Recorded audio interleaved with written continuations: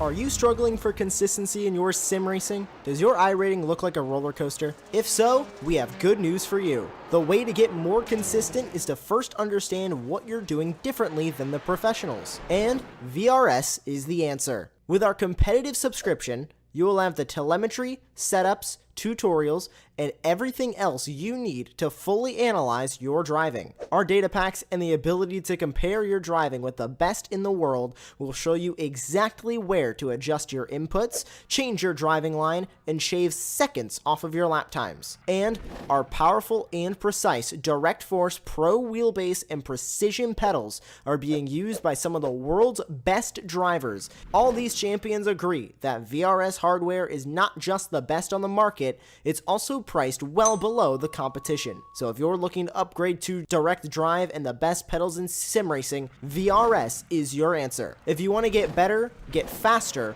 and make it happen sooner rather than later, you owe it to yourself to find out why so many people are switching to VRS. You'll be so glad that you did. Visit www.virtualracingschool.com and learn why the best use VRS.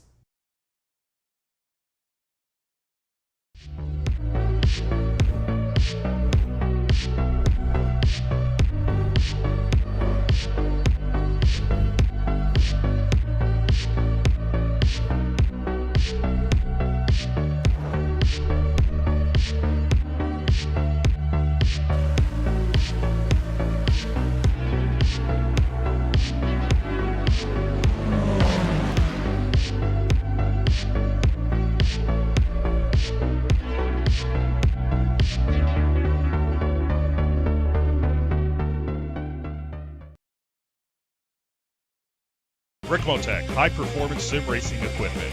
There's only one place to go, Ricmotech.com.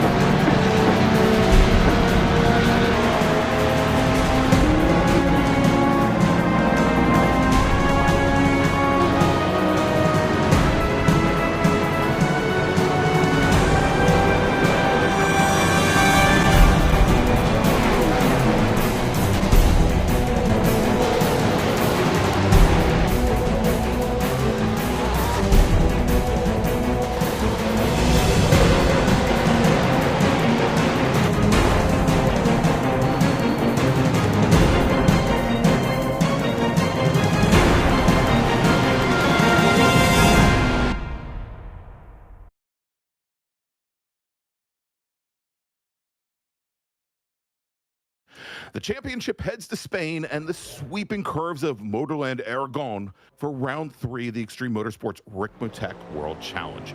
Today marks the first of only 2 90-minute races on the calendar, a longer test of focus, tire management, and racecraft on one of Europe's most technical modern circuits. I'm Greg Ginsberg, along with Larry Lefty McLeod in the commentary box, with Omet behind the scenes, making sure all the viewers here at Apex Racing TV have the best seat in the house. And of course, she's filling in for Jonathan Grabowski. Hope his wife Vanessa gets better. 2 weeks ago at Watkins Glen, the battles were razor close. In GTP, Bailey Petrowski of D2D took the win from pole, beating round 1 victor Stephen Hudek in a statement performance.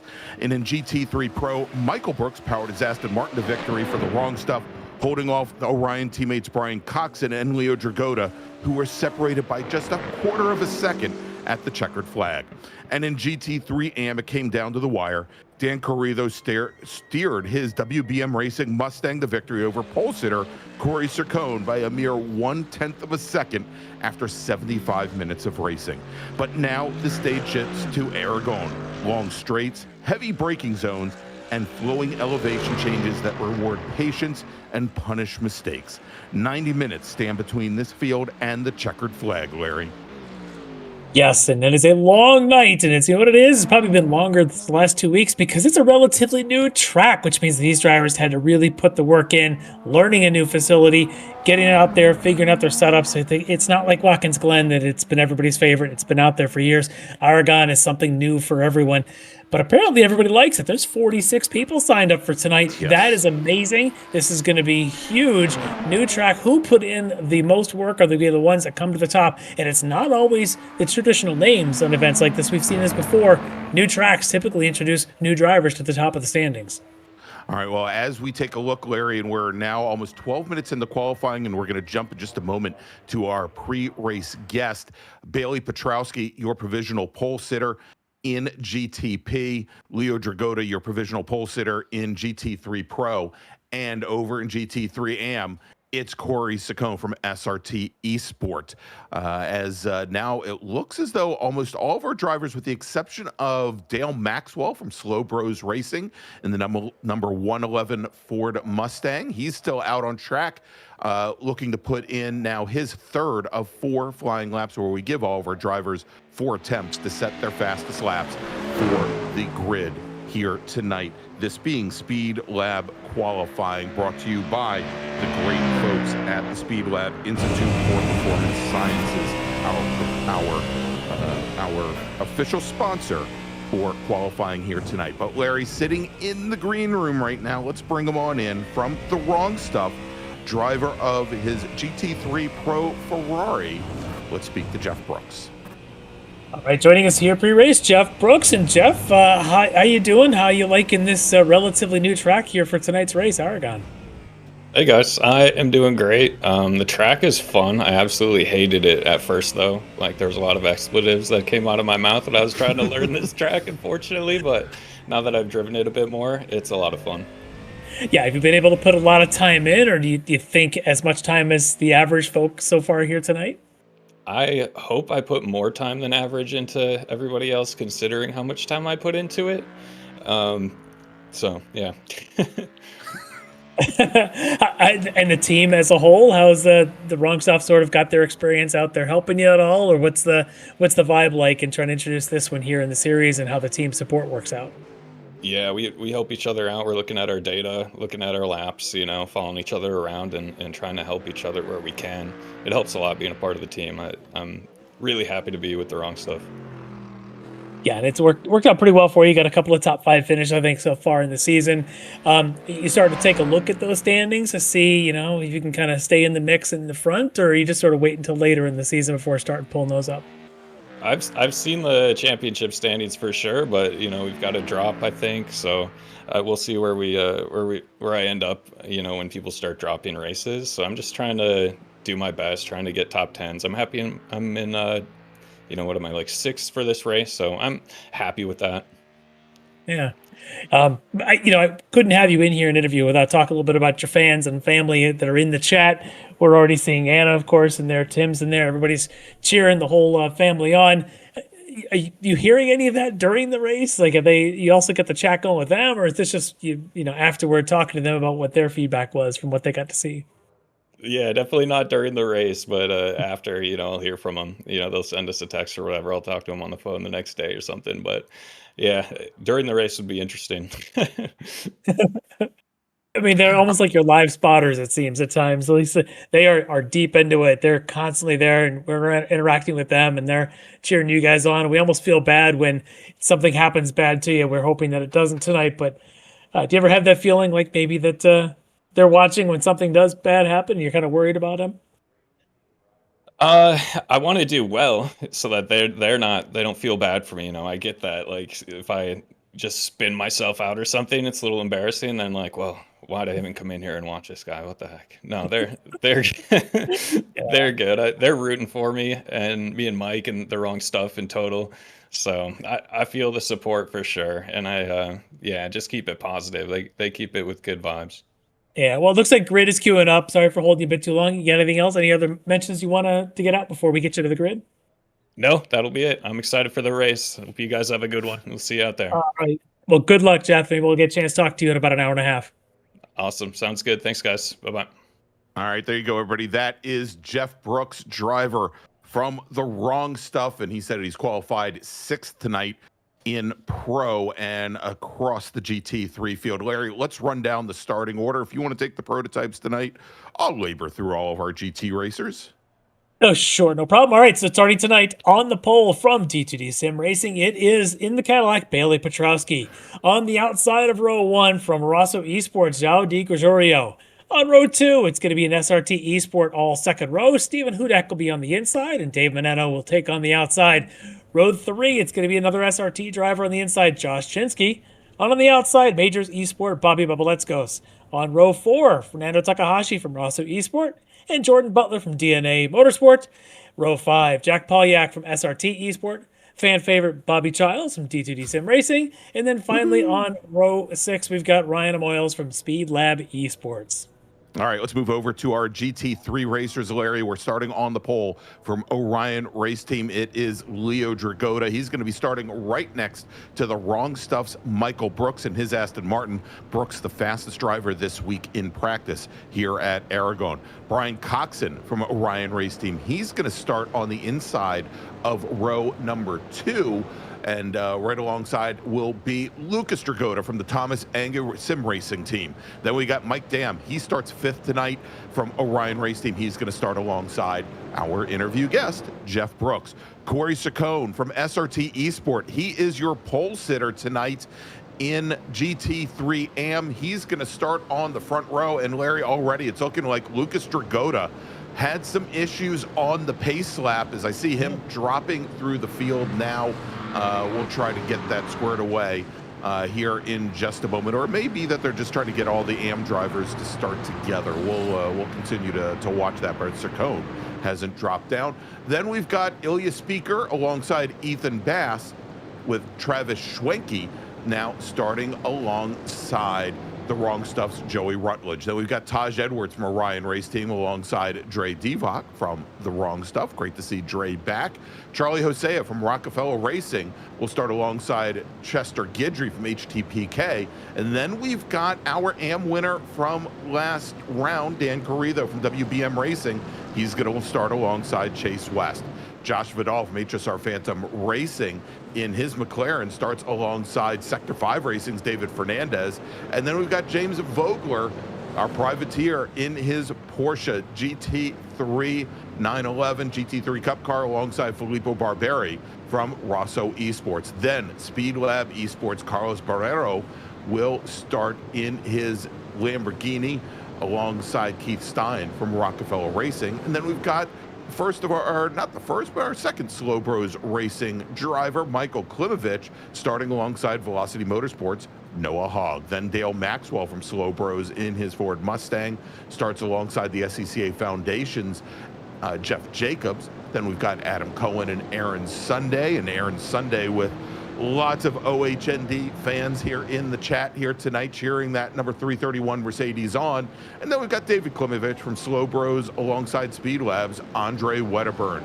Jesse Ansley, also from Speed Lab, also in a Ford Mustang, will start alongside Stephen May.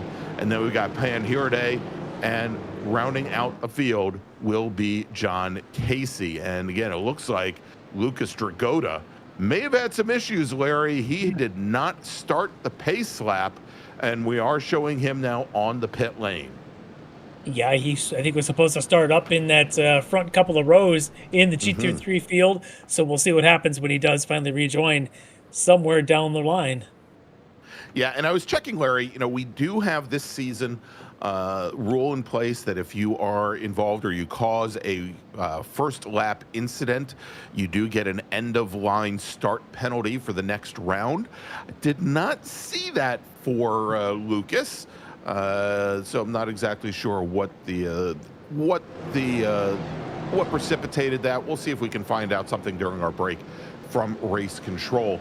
As we've got our leaders now in the GTP field, it's Bailey Petrowski, it is João Di Gregorio on the front row. Starter is looking over the field. When they get to the end of the pit lane, they'll get the command to start, and there it is. Green flag is in the air, no passing until start finish, as they now make their way down a fairly long straight to a very tight Left-hand turn, turn 1. It's going to reverse direction. Double apex, turns 2 and 3. As they then head up the hill slightly, they're going to hit another decreasing radius turn here in just a few moments over at turn 5 as our GT3 racers, led by Leo Dragotta and Michael Brooks, now take the green flag, Larry, and we are underway. And a great run there from the inside. Brian Coxon in the Orion McLaren getting the jump on Jeff Brooks from the wrong stuff. Mike Dam gets by Brooks as well as the field tries to make their way through turns 2 and 3. And it looks as though possibly getting caught out just a little bit. Andre Wedderburn there in his Ford Mustang. Yeah, definitely some contact there around the second row of the GT3 field. We'll see who that ends up being. As you can see there, Leo Dragotta continues to lead now with teammate Brian Coxon right behind him, and another teammate, of course, Mike Dam, running that third spot. And there we have, oh, there he is. There we've got Jeff Brooks. May have been a part of that opening contact. We'll have to see, as I think he may have been involved. A little bit side-by-side, but not too bad here at least. Able to continue. He's right behind Ethan Bass now. But also good start there in the GT prototypes and the GTPs for João de Gregorio. Was able to make the jump in that opening chicane to get around Bailey Petrowski. And then, of course, you got the long train of SRT eSport teammates, starting with Stephen Hudak there behind them, trying to chase them down. But a great jump there for Rosso Esports, João de Gregorio, to open up that lead on Bailey Petrowski. All right, Larry, and looks as though Lucas Dragotta is still on the pit lane, so he did not take the start. And Michael Brooks, again, our fastest driver during the week here at Aragon in his wrong stuff Aston Martin. He now falls down to 42nd position, loses 29 spots here on the opening lap. He is still circulating, but you can see there, Larry, lots of body work missing from the front end of that Aston. Yeah, he's the one that definitely was in that contact then. It was Michael Brooks, unfortunately. But I don't know how long he can go with that much damage on the car if he's going to be coming in. As far as Lucas Dragotta and his continued sitting in the pits, I wonder if he had a sim issue. Pedals go out, wheel goes out, some disconnect, something like that he hasn't been able to fix. Now, it is a 90-minute race tonight. We know most nights, 75 minutes. One pit stop tonight, 90 minutes. Lots of chances to overcome if you do have a bad start. Perhaps, maybe that's where Michael Brooks is. If he could just survive to that first pit stop, maybe he's got a chance. And I'm sure you've looked at pit strategies already, Greg. Is tonight a two-stopper for these GT3 cars? No, it looks like they could probably both our GT3 racers and the GTP racers, stretch things out into just a single stop somewhere around the 40, somewhere up to about 50 minutes through the race for each of those classes, even a little bit longer for the GT3s if they want to stretch things. Well, that's a tough nose for the way that Michael Brooks is going to go, because, as you had mentioned, he was one of the quickest in practice this week, and here he is already suffering massive damage on the opening laps. I'm sure the Brooks team in the chat isn't going to be too happy about that. All right.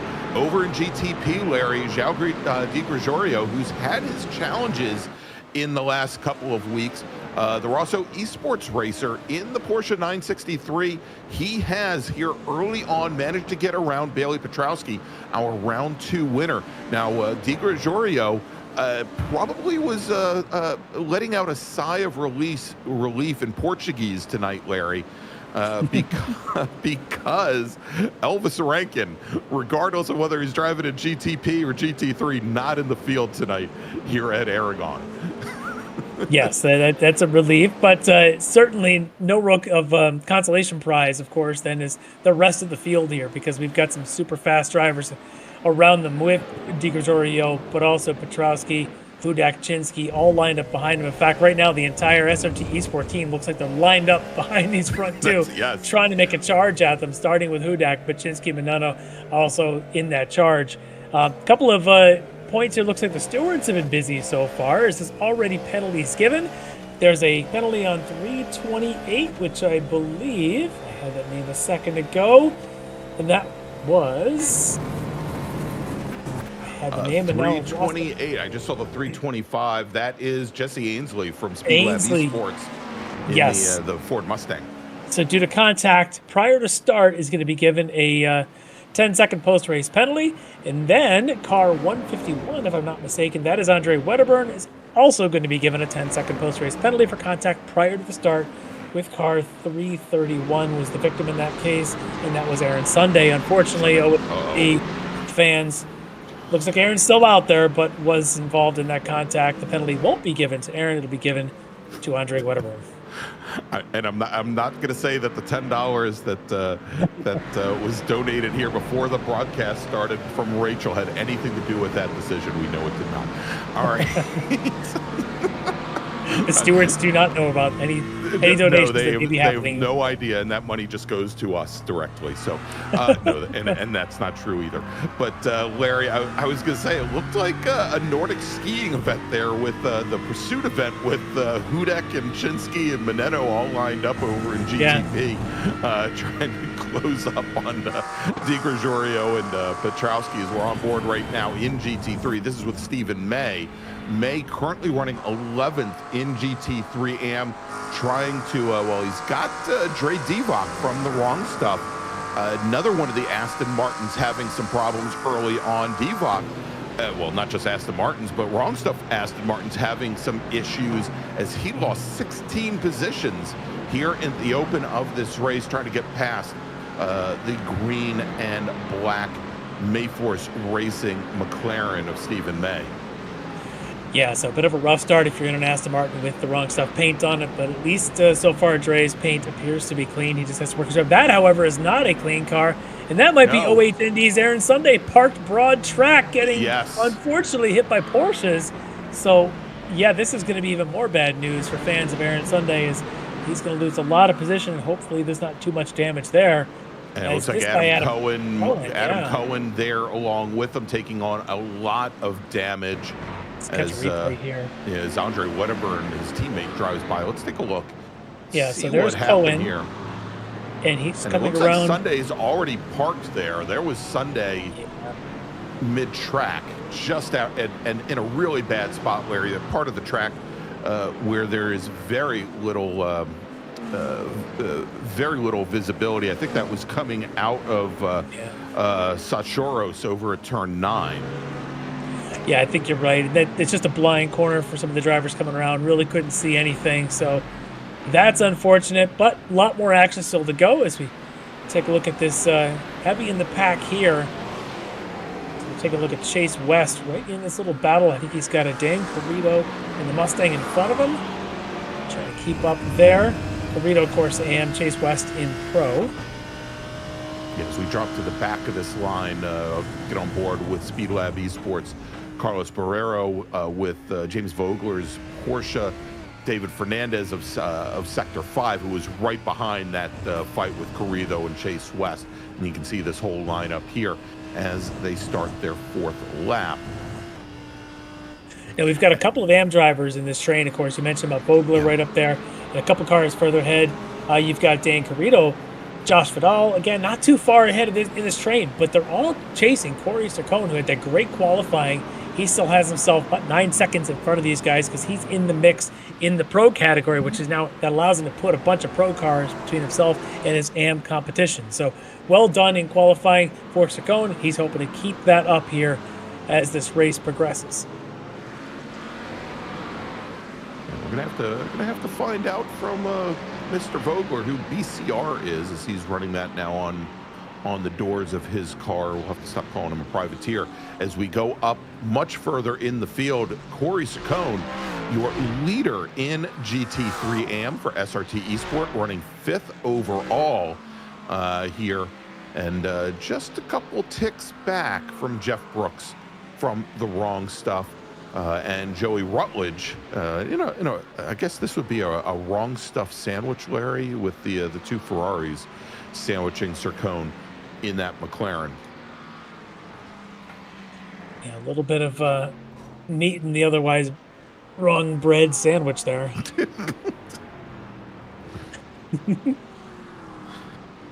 Would that be like a moldy sandwich? A moldy bread? Never mind. I mean, I'm looking at the array of colors, the Wrong Stuff, and it just might be a little bit of that. But enough of that. Let's take a look at the battle here of Dan Carrito and Josh Vidal. Vidal, of course, in the McLaren, Carrito in the Mustang. This is the front of that train, really. Just in front of them, I think you've got one more, maybe a Taj Edwards, who's running in that Orion entry. But the second, third place in M is Josh Vidal, Dan Carrito. And then then you got James Vogler just 2 cars back in one of the Porsches. So very much in contention here.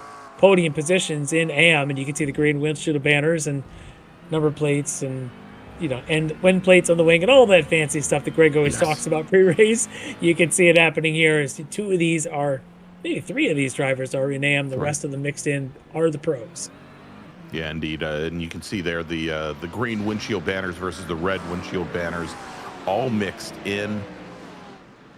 Green AM, red Pro, and not a single one looks like a GTP car.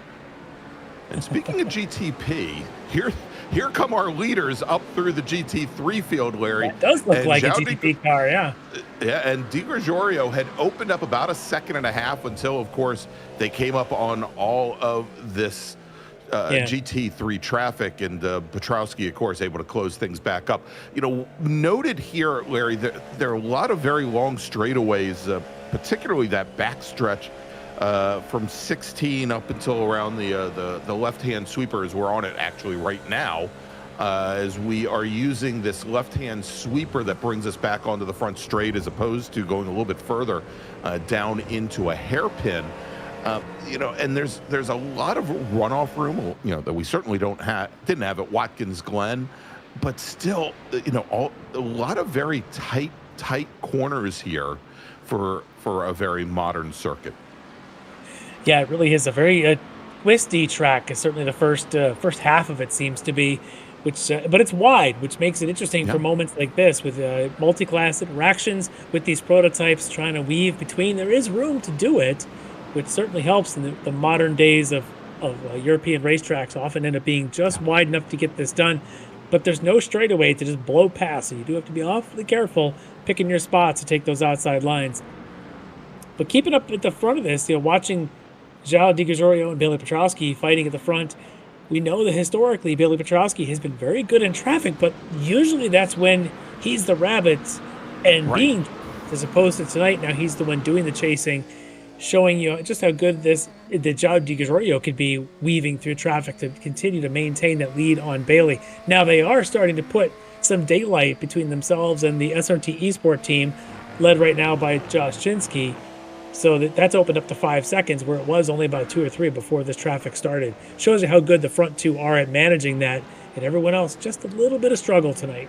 Indeed, as we look a little bit further back in the GT3 pack, the battle for 7th between Ryan Molas and Bobby Babaletskos, as we now jump back to the front of this field. And again, we're seeing where Petrowski is able to close things down to within a second, as they are having to very quickly pick their spots, use the draft, and now taking a quick look to the inside on the front straight was Bailey Petrowski. Not close enough, Larry, still about 4 car lengths back, that he decided to slot in back behind our leader, as Petrowski may be having some connectivity issues as well. Yeah, somebody in the background just sort of went driver's left, where the track doesn't go that way, so I'll have to catch back up with them. I thought it might have been one of the Orion entries. Orion, I was going to say, I think it might have been possibly Travis Schwenke, as Schwenke now has lost a couple of positions, Larry, and fallen back. Yeah, we'll definitely have to keep an eye on that one. Also worth noting, as I see in the chat, Rachel Sunday is feeling the pain that Aaron Sunday had of the contact and the spin that happened. I can tell you, apparently his spin may have had some help, as a car number 83, which I believe may have been one of our Brooks entries. Michael Brooks, there he is, has been given a penalty for that, 10 seconds post-race for contact with Aaron Sunday, the 331. So, and there's been a couple other warnings given, but that was the last one, I think, that involved, that ultimately led to a penalty. So now it looks like Aaron Sunday's been the victim not once, but twice. For contacts. 2 different drivers penalized. Aaron, we're trying. We're trying to keep it fair. Sorry for the bad luck. That's right. And there's Rachel. There and Rachel's keeping an eye out. Yeah, she's saying in the chat, she's saying that she's kind of keeping them calm down, telling them there's plenty of time left in the race, so she's keeping her drivers even keeled here, which is a good cruise mood there for the crew chief.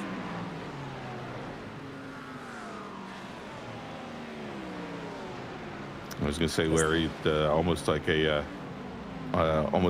modern day. Oh my gosh! All of a sudden, I can't remember. Oh, Harry Hogg. That's it. Of course. Yes. I don't think she's sitting around having ice cream. She's managing her driver just a little bit differently. Rest in peace, Bobby Duvall. Yeah, Bobby Duvall. May he rest in peace.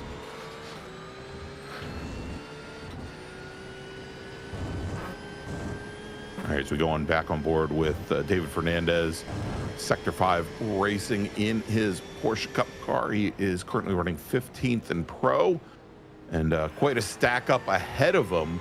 That is Michael Klimovich running 5th in AM directly ahead, separating Fernandez from Rosso Esports, Filippo Barberi, and Speed Labs, Carlos Barrero. With it's getting a little dicey in there. I was going to say, Larry, with a good portion of our SRT racers in that group as well, trying to slot through, as is Aaron Sunday now. Yeah, at this point, just trying to survive, which is the smart strategy at this stage. Yeah, indeed. And Sunday's in that group, and I didn't mean to say Sunday. It was just my affection. But Aaron Sunday currently 2 laps down from that group of racers. You say Sunday too many times, and I'm going to think I need to go get ice cream. Back to Harry Hogg. Sunday. Harry Hogg having ice cream on the pit wall. Yeah, there's Aaron. Finally, a good shot of him actually racing at speed instead of parked across the track after being bumped. So, best of luck to him.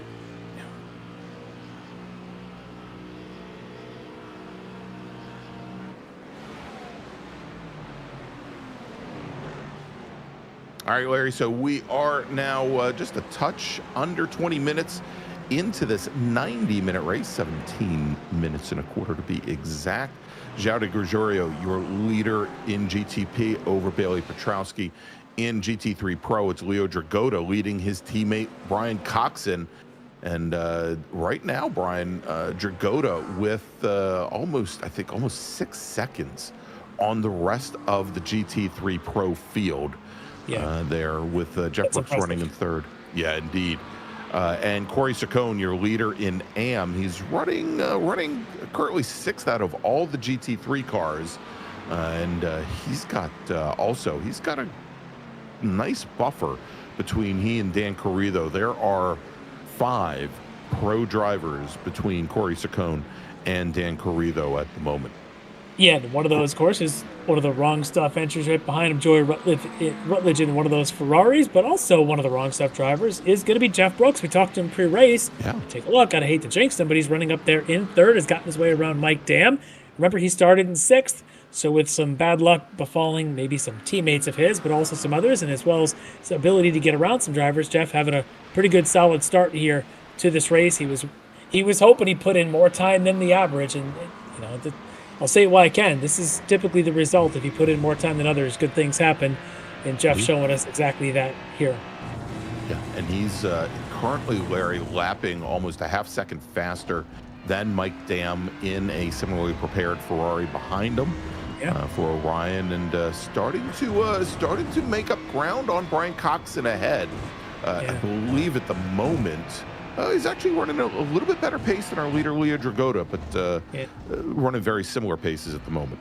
But I'll tell you, great onboard here. As you can see, the elevation change, you get a feel for how flowing and sweepy this course really is, certainly here in the front half of the track.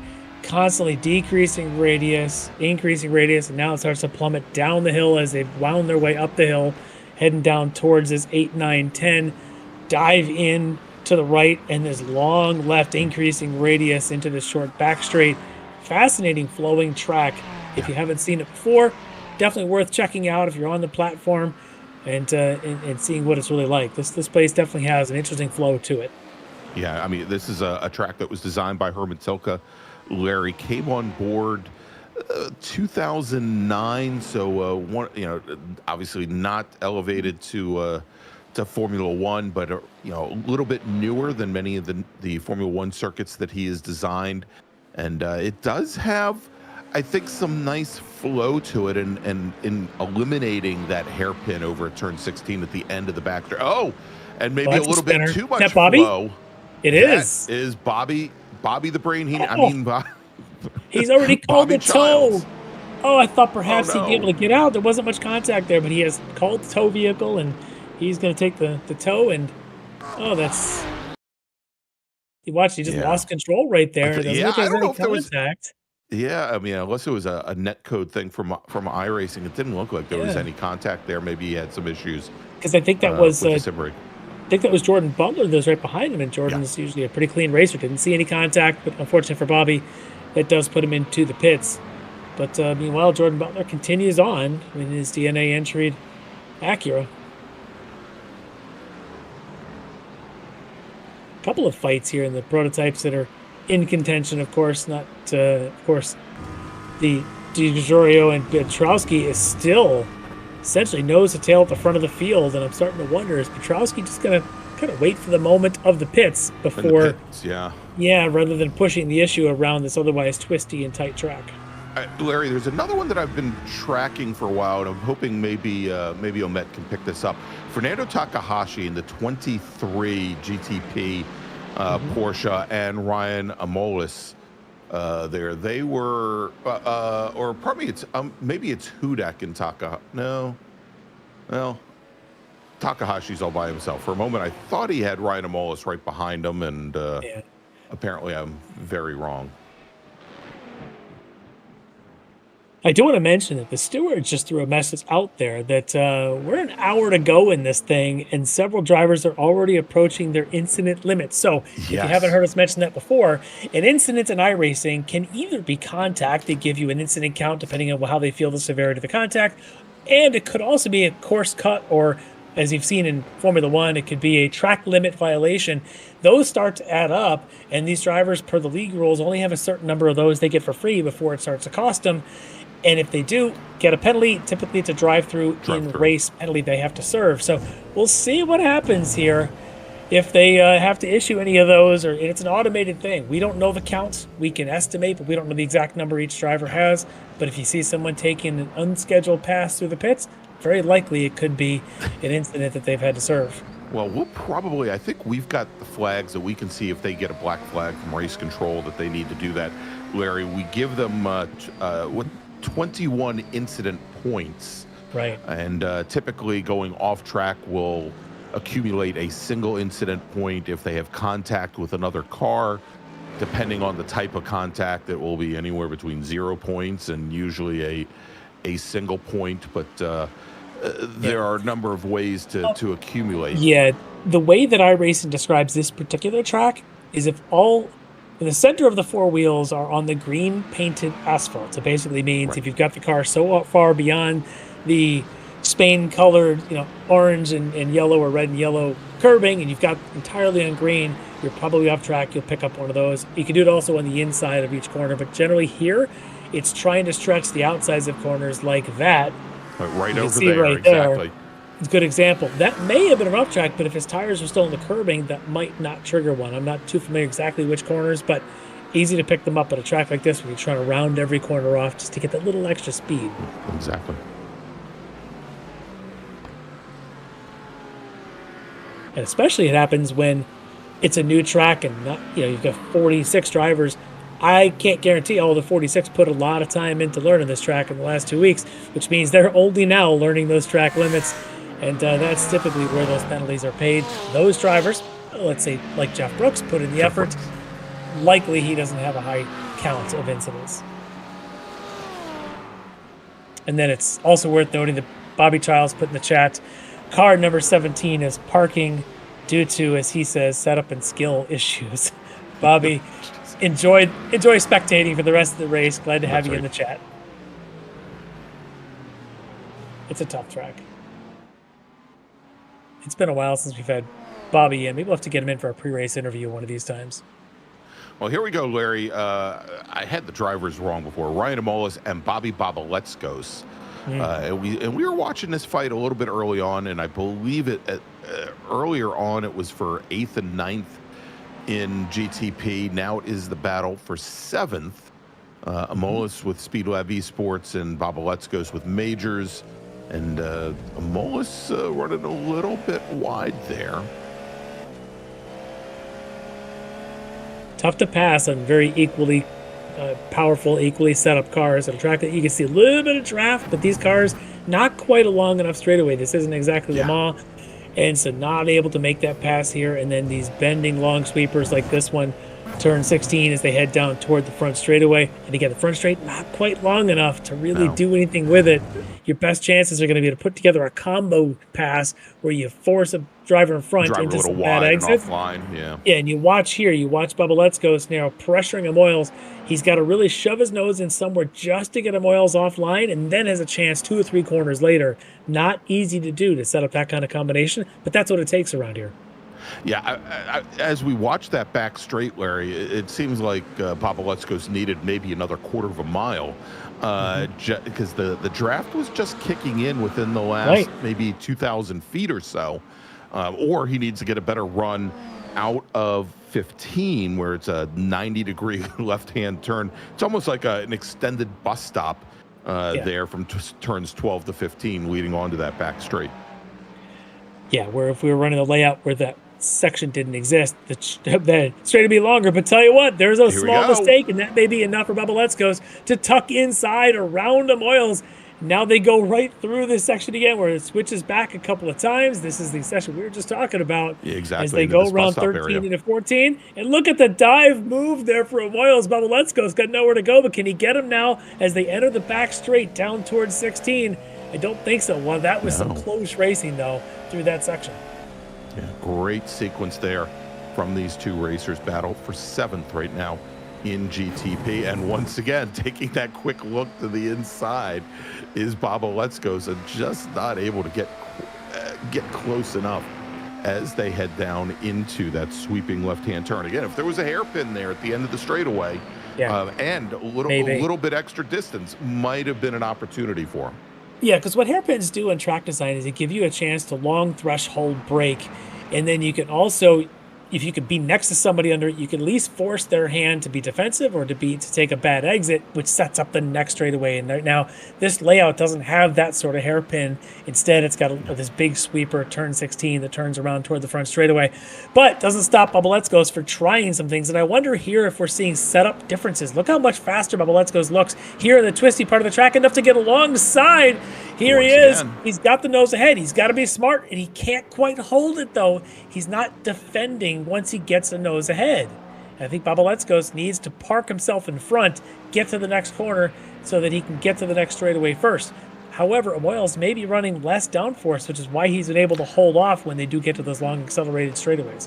Yeah, I was just going to say, Larry, that it looks like even on these slower corners, he's able to open up not a huge gap, but enough of a gap that the acceleration comes on a little bit better, that I think he's got a little bit less rear wing on the car.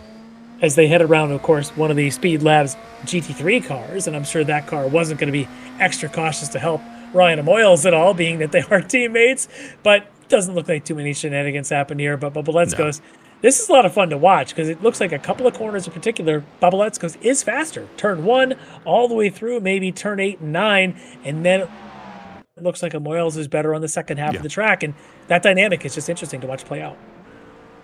As behind them, another battle is right there. With I was going to say with Polyak and Butler. Yeah.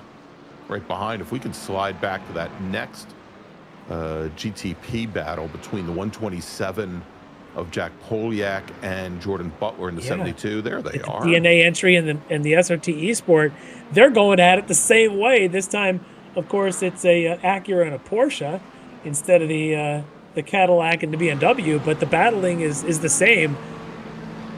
As Butler now all over the back of Jack Polyak here, going through this twisty part of the track. Down through corners. There should be 8 and then into 9. Little corkscrew-like effort. So tough in these cars. So much power to get that power down, and tough to make those tight corners. These cars are huge. They are so much longer and bigger than anything else in the platform. Tight hairpins are not what these are meant for. These things, of course, are designed for Le Mans with those big, long straightaways. Not necessarily for twisty stuff, but you watch them manipulate these long cars through there. They're like school buses. They're so big. I'm just waiting for the big stop sign to swing out from the side of one of these. Sorry. Next week, extra points for somebody coming to this race with a bus stop paint. Well, when you talked about Bobby Babaleskos needing to park his car earlier, that was kind of exactly what I was thinking about. All right, let's do this, Larry. We're right at 30 minutes, 1/3 of the way through this 90-minute race, and I wanted to take our break maybe a little bit before the pit stops. The pit cycles start for our racers. So why don't we take a quick break? We'll come back and take our viewers all the way to the checkered flag here at Motorland Aragon, where you're watching round number 3 of the Extreme Motorsports Ricmotech World Challenge. Please stay with us. Ricmotech, high-performance sim racing equipment. Whether you're just looking to have fun, train for race day, or become a serious esports competitor, Ricmotech has you covered. Hundreds of name brand parts. Support from experts that love sim racing. Trusted by the pros. There's only one place to go, Ricmotech.com.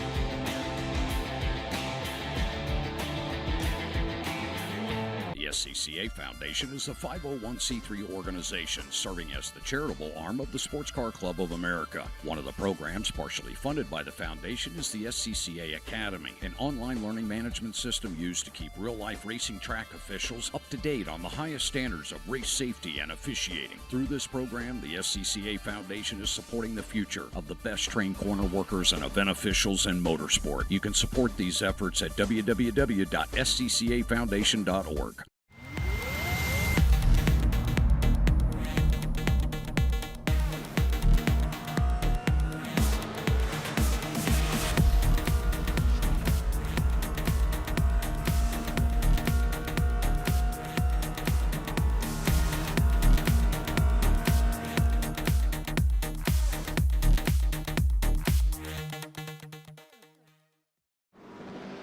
The search is over. The most comprehensive league scoring solution is here, with the ability for multi-level championships, custom incident tracking, post-race time penalties, support for heats, drop weeks display, multi-car team scoring, advanced web widgets, rookie championships, a custom paint system, and load those results in seconds. Visit extremescoring.info today. Ricmotech, high-performance sim racing equipment. There's only one place to go, Ricmotech.com. And welcome back to Motorland Aragon. It is the Extreme Motorsports Ricmotech World Challenge, round number 3. I'm Greg Ginsburg, along with Larry Left McLeod and Got Omet back behind the scenes, pushing all the buttons, making us look and maybe even sound good here tonight. As we check back in on the action, Bailey Petrowski is your leader in GTP as he has gotten around João Di Gregorio during the break, with Josh Chinsky running in third. So big changes there in GTP. Over in GT3 Pro, Leo Dragota still with a very large advantage over Brian Cox and his teammate, with Jeff Brooks running in third. And then in AF, Corey Saccone, your leader over Dan Corrido and James Vogler. Yeah, that big change at the top, Petrowski finally getting around João Di Gregorio. That mixes things up a little bit. And we'll see what that means here as they start to get close to the halfway mark and have to plan out their pit stop. But we'll keep an eye on that, as that's still about 2 seconds between them. But I tell you, that is opening up quickly. for Petrowski now to start to pull away a little bit. Meanwhile, Di Gregorio's teammate, that's Fernando Takahashi, he's in his own battle, has gotten ahead of Steven Hudak. Now, Hudak, he's won a few races around these parts, so I suspect he's thinking he can get back around that Russell Esport driver, but let's see if Hudak can make the next move stick. And Hudak was our round 1 winner. Larry coming and finished second 2 weeks ago at Watkins Glen as we came in to the championship tonight. Tie, and again, only 2 rounds complete out of 8, but Hudak and Petrowski tied for the championship lead at 129 points coming into the evening. So we'll see here as Hudak currently mired in 6th in the GTP ranks here tonight. Well, that's where I think João Di Gregorio really needs a strong finish. He had, of course, those incidents going back to the Daytona opening round, and didn't have a great finish either at the Glen. So he needs a big race tonight. There he is, currently running in second. He's got a pretty good buffer now on the row of SRT Esports, Chinsky, Meneno, and others. But, you can't take anything for granted. It's a long race tonight. 90 minutes. We are 36 minutes in. So you just, can't take anything for granted. You got to really keep pushing, but consistently at a night like this. Yeah, and Larry, I know I said we wanted to get that break done before the pit cycles started. We did. And for GTP, I think we probably have about another 3 laps before that window opens up. Lap 25 should be the opening of the window. They're currently working lap number 23.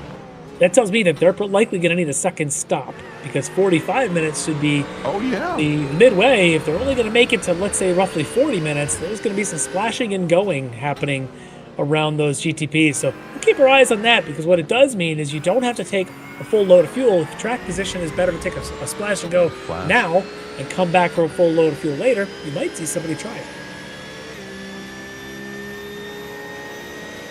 All right, we're on board right now. James Vogler. This is the battle for second in GT3 AM, Larry, with WBM's Dan Carrizo. Carrizo, your winner at Watkins Glen 2 weeks ago.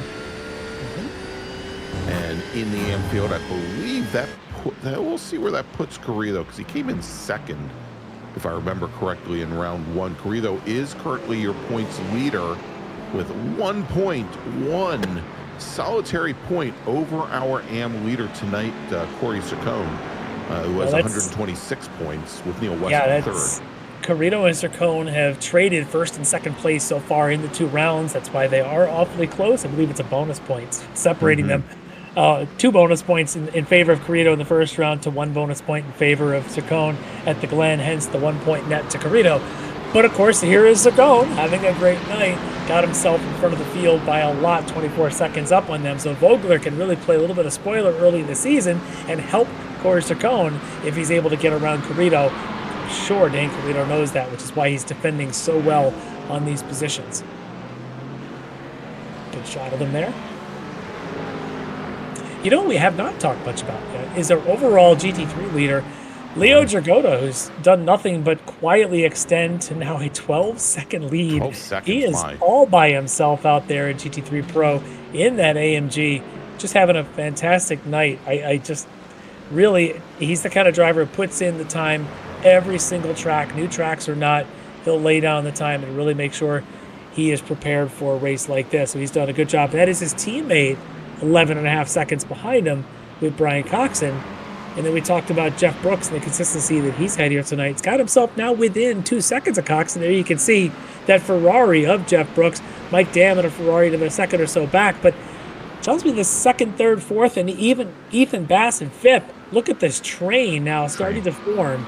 A couple of Ferraris and then, of course, a Mustang. Now, one thing I'll say about Bass is he has been consistently a great racer this season. Not a great qualifier. He is putting great race laps, and this is another example for him moving up from where his starting position was. Now he's sniffing distance away from second place.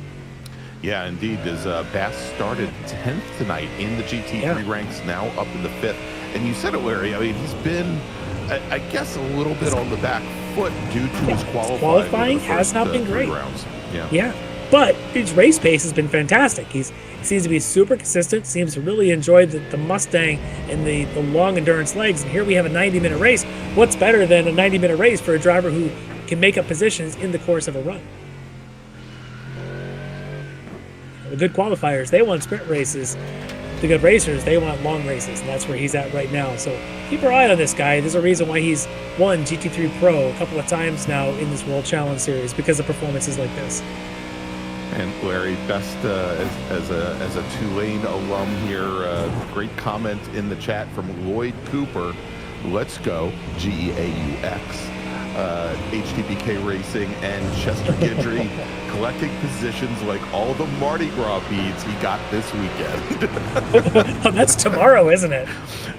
Tomorrow is Fat Tuesday, absolutely. But the excitement and the celebrations go on for pretty much actually more than an entire week down there. And so you have all the different crews that have been marching through Nolans for the past, and all of Louisiana for that matter, for the past number of days. I appreciate them taking a break from their parties to join us here on a Monday night for a race like this, and they can resume. They've still, after this, they'll have about 25 hours or so to celebrate before the horses march through town and clear everybody out. Tip of the hurricane to you, well, not Katrina. All right, heading to the pit lane now, Larry. Was that coming out of the pits? Is it Vidal? Vidal, I think that was Josh Vidal. He was in there for a little bit, over a minute for his pit stop. So, not sure exactly how that's going to play out for him, as he's in that McLaren, of course, the HSR Phantom Racing entry. We've seen him so long running in prototypes. Great to see him in a GT3 here. Yeah, and we'll see now is Jeff Jacobs from SCCA Foundation heading on to the pit lane from 18th and Pro.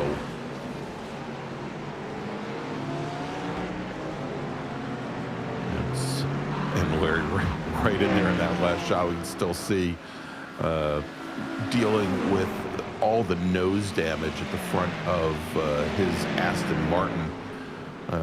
The other Aston Martin, not Jeff Jacobs, but Michael Brooks. Yeah. And meanwhile, Michael Brooks now, I mean, heck of a recovery. He's worked his way up to 12th in the GT3 ranks after having fallen back somewhere around 40th. So it's been a good run for him, even with all the aero disadvantages that he has on that long back straight. That is really good for him. He does have a 10-second post-race penalty coming, so we'll have to take that into consideration. But his pace without the body work on the car certainly has been commendable. We'll see when he does his pit stop, if he decides to stick around and have a little bit of repair done on that. We'll see. You start to play that trade-off, is how much is the damage actually costing you versus how long does the repair take. And Larry, also from Lloyd Cooper in the chat, he says Guidry's HDPK teammate Neil Weston missed the races and has been unaccounted for since a trip to Bourbon Streets. I'm sure he's at Port of Call right now. If we need to send help to go find him, I'll sacrifice myself and volunteer to go look for him. I'll check every bar in town. Might be catching a good band over at Tipitina's.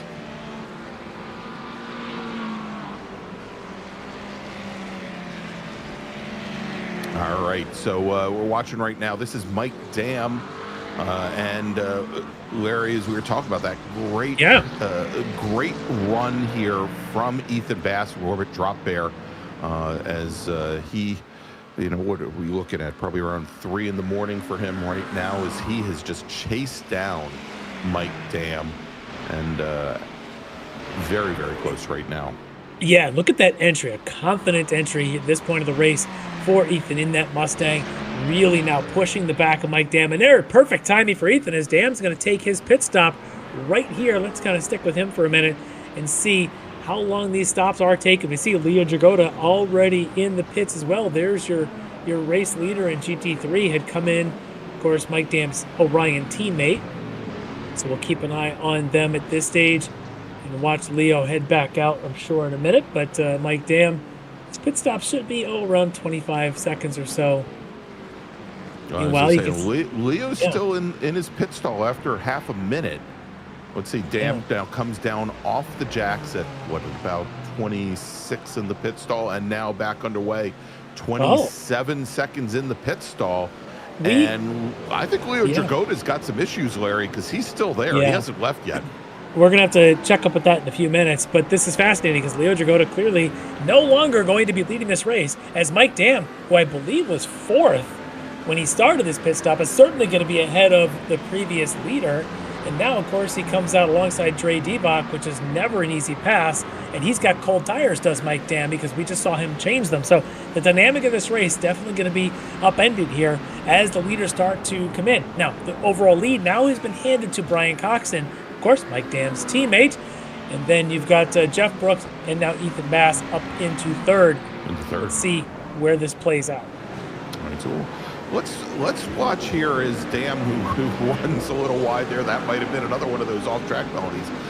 As he now here on this outlap does have to try and get those tire temps back up, as he's got Keith Stein from Rockefeller and I think our sole Corvette in the field, trying to push him around a little bit, maybe make up a position here. Of course, Mike Dam, you know, his goal here is to limit the damage, hold off as many racers as possible, as he comes right across the nose of one of our SRT GTP racers. And wow, is that Chinsky? I think it is. I think that was Josh Chinsky, who's running it's the third 18. in the number 18 machine. Yeah, indeed. Yeah, you can see he's got the third place there on the panel as well. But yeah, he did not look happy about that whole move. We'll see. And of course, he's got his teammate right there with him. I think that's Minetto. Also trying to get around these guys. Is Mike Dam now finally looks like he may have enough heat in those tires. But boy, I tell you, those opening laps of fresh tires, especially the prototypes, but definitely still in the GT3s, is always a challenge. All right, so Mike Dam now coming out onto the front straight. And we had the Mustang of Ethan Bass on the pit lane. He is now just brought that car out. So we'll see here, but coming down Bass the pit lane is in front of Mike Dam, so we'll get back to that in a second. And a couple others that just came in, I believe. Dan Carrito, who had been running up in second in GT3 AM, there you see, he's now in the pits as well. So active place right now as we are just past the halfway point of this 90-minute race. All right, and he now heads back out, and Carrito, a little bit longer pit stop than some of the pro drivers we saw just a few moments ago, but he will return 8th in GT3 AM behind David Klimovich and Stephen May. Yeah, one of the things I think we're going to check with is going to be what happened to Leo Dragota. So if we get the chance and that when you can, let's take a look and see if we have a replay, anything on Dragota, what may have caused him to be sitting in the pits for that long, because I don't think he ever came back out. I think he's still there. No, and we are showing him still on the pit lane, so likely getting some repairs done. We'll see if we can track down. And let's see, I think we may have it right here. Let's take so he's on the inside and just lost it on the curbing. Huh. And was there already damage to that car? Perhaps. Because he didn't hit the wall there. There is already some damage. Yeah, he's missing the rear clip. As this there was something. Yeah, the rear bumper's already gone. Yeah, so maybe he had already had some incident prior to that, because this incident there was no other contact, but rough night for what was the dominant race leader, which means everything is wide open in GT3 Pro. It's Coxon, 2.5 to Jeff Brooks, and then you're going to have behind them, should be eventually going to be Mike Dam and Ethan Bass. Bass is already in front of Dam, but we have a lot of other pit stops that still have to happen. There is Ethan Bass post pit stop, already got himself up to 9th place, but we know up in front, folks like Joy Rutledge, Chester Guidry, and the others, I don't believe they have stopped. So we'll see where that goes. But we were talking about Ethan Bass and his strong race pace. This is where it shines. And now with some bad luck befalling to Leo Dragota, Ethan Bass may be in the hunt, as well as our pre-race interviewee, Jeff Brooks. I was just going to say Jeff Brooks, who's now up to 2nd in GT3. And granted a good, not a great distance, about 2 seconds back from Brian Coxon at the moment. And there is Jeff right behind teammate Dre Divock. I'm sure Divock probably won't make this too difficult on Jeff. Maybe even tow him a little bit, give him some draft. But I would say give him some draft down the back straight if he can. yeah, otherwise he may just move aside here soon and let teammate Jeff on through. And there you go. There you go. It's good teammates.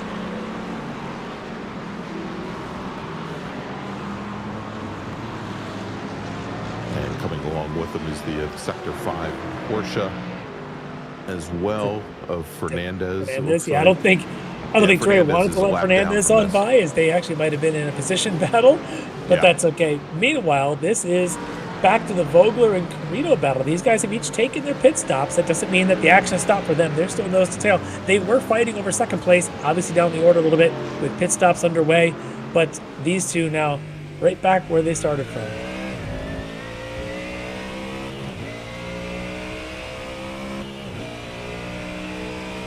All right, Noah Hogg from Velocity Motorsports takes his Porsche down the pit lane, pitting in from third in AM. Now back to fourth. Scott watching in the chat. Keeping up with the HDPK team, and all the updates. And apparently they thought Neil Weston may have been unaccounted for. Lloyd Cooper says, we're not worried about Neil being missing, because if you've seen his mustache, he's in no danger. If you don't know what that reference is, go back to last week's show. Of the sports car series. You'll know exactly what we're talking about. Yes, as Neil and some others definitely had some good battles there. But anyway, let's get back to these battles here. Of course, this is still the Carrito and Vogler going at it. And can you believe there's still 40 minutes to go? It's not like this is last lap. And look at these guys racing like it is. All right, Larry, heading down the pit lane, just a quick update in GTP. Both our leaders, Bailey Petrowski and then Dave Meneno, heading to the pit lane. João de Gregorio had already pitted in for Rosso Esports and is currently, about third of a track length back. So we'll see here. We'll track when Petrowski finishes that pit stop where he ends up. I think he's on his way out now.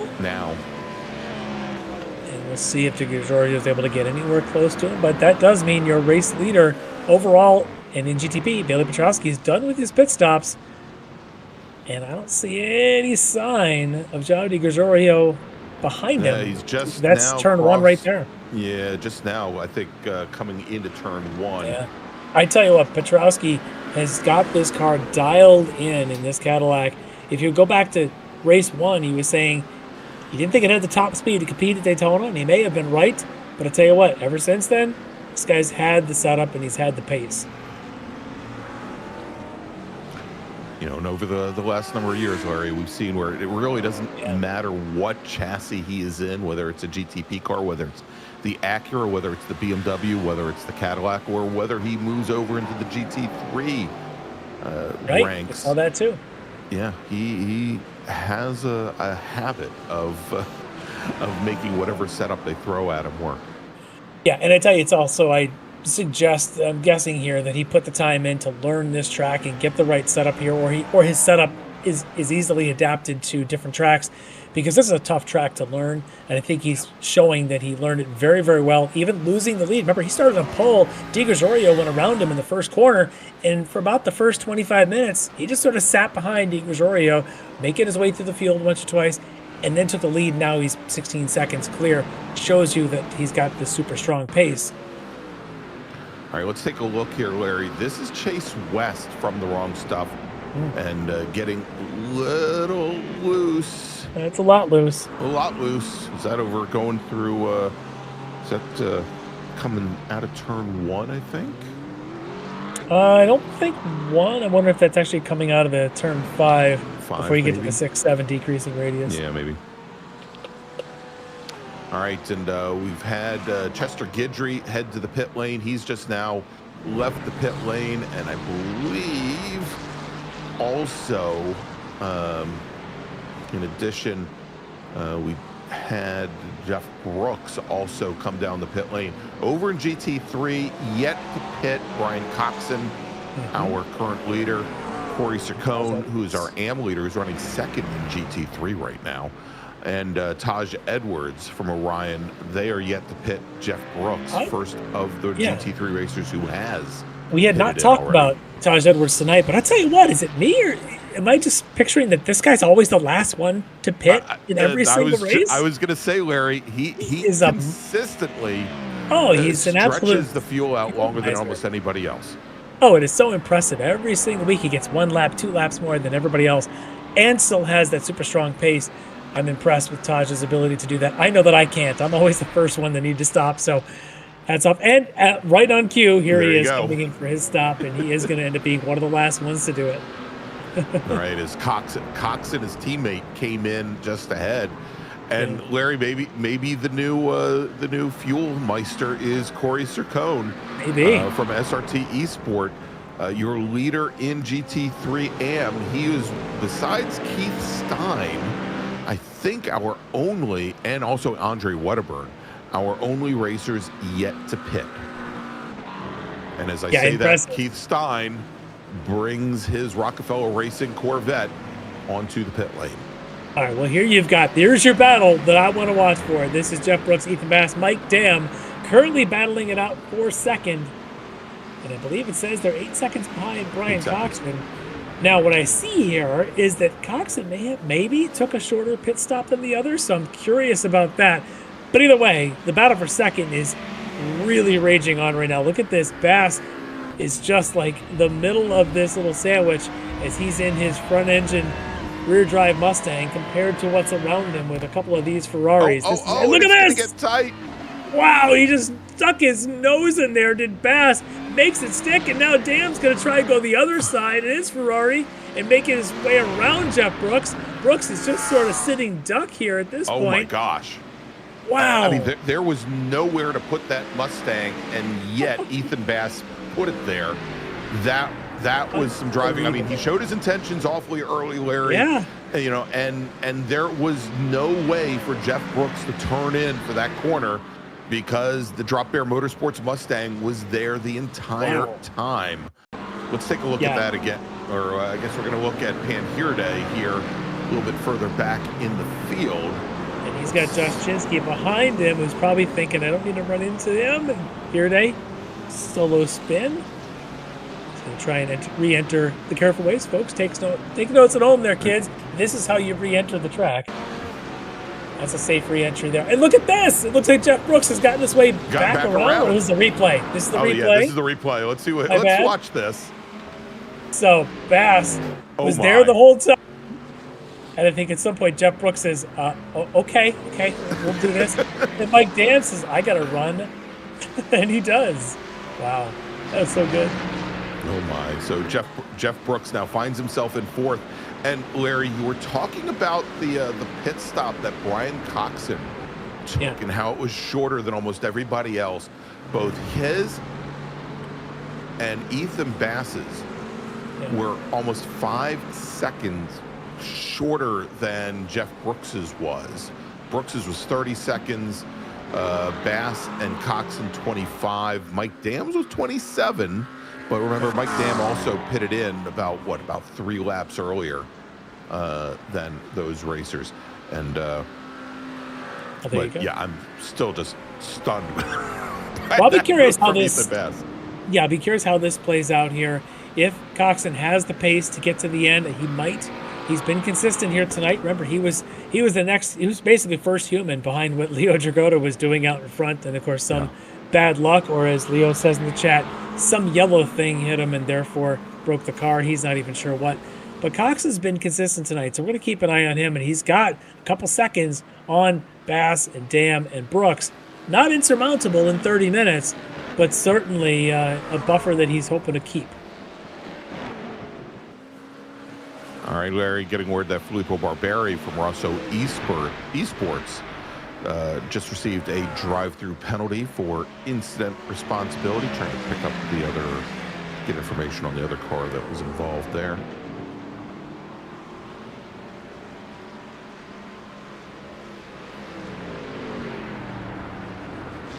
And it gets worse, Larry, as Filippo Barberi has now been assigned a second drive-through penalty as well for another incident. Yeah, it looks like it was actually contact. The first one was with Michael Klimovich, the 325, and then the second penalty, we'll let the stewards decide what that was for. Yeah.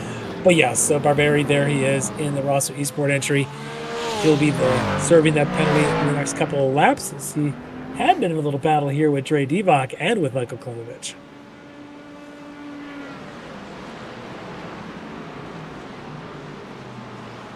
And Chester Guidry from HTPK now up in the 6th position in GT3 Pro in, I believe, the only BMW in the field tonight, right? The only GT3 BMW. True, yes. We've got Ryan Moyles, of course, running in one of our GTP BMWs.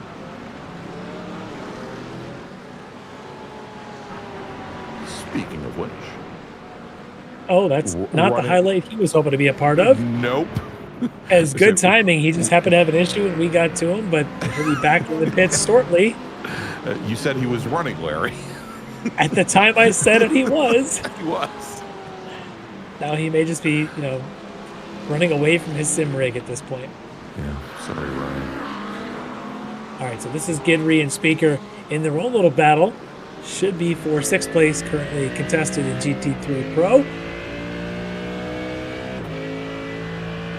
Come on by themselves. So they're about 7 seconds behind Joey Rutledge for 5th and about 6 seconds ahead of Taj Edwards for 8th. So these two battling, but they battle much longer, and you might see that Taj Edwards may be making a game out of this here. But that last corner, 16, looks like so much fun. Just kind of send it slightly off camber. It's my favorite kind of corner. Long, kind of a bravery entry, and the payoff on the exit. Oh, I love him. Just float the car through. Well, as us club racers, we just hope that the car maintains oil pressure all the way through that corner. It's only if you're driving an 80s Honda. Oh, that's right, you do. That is right. How did you guess? Call me crazy.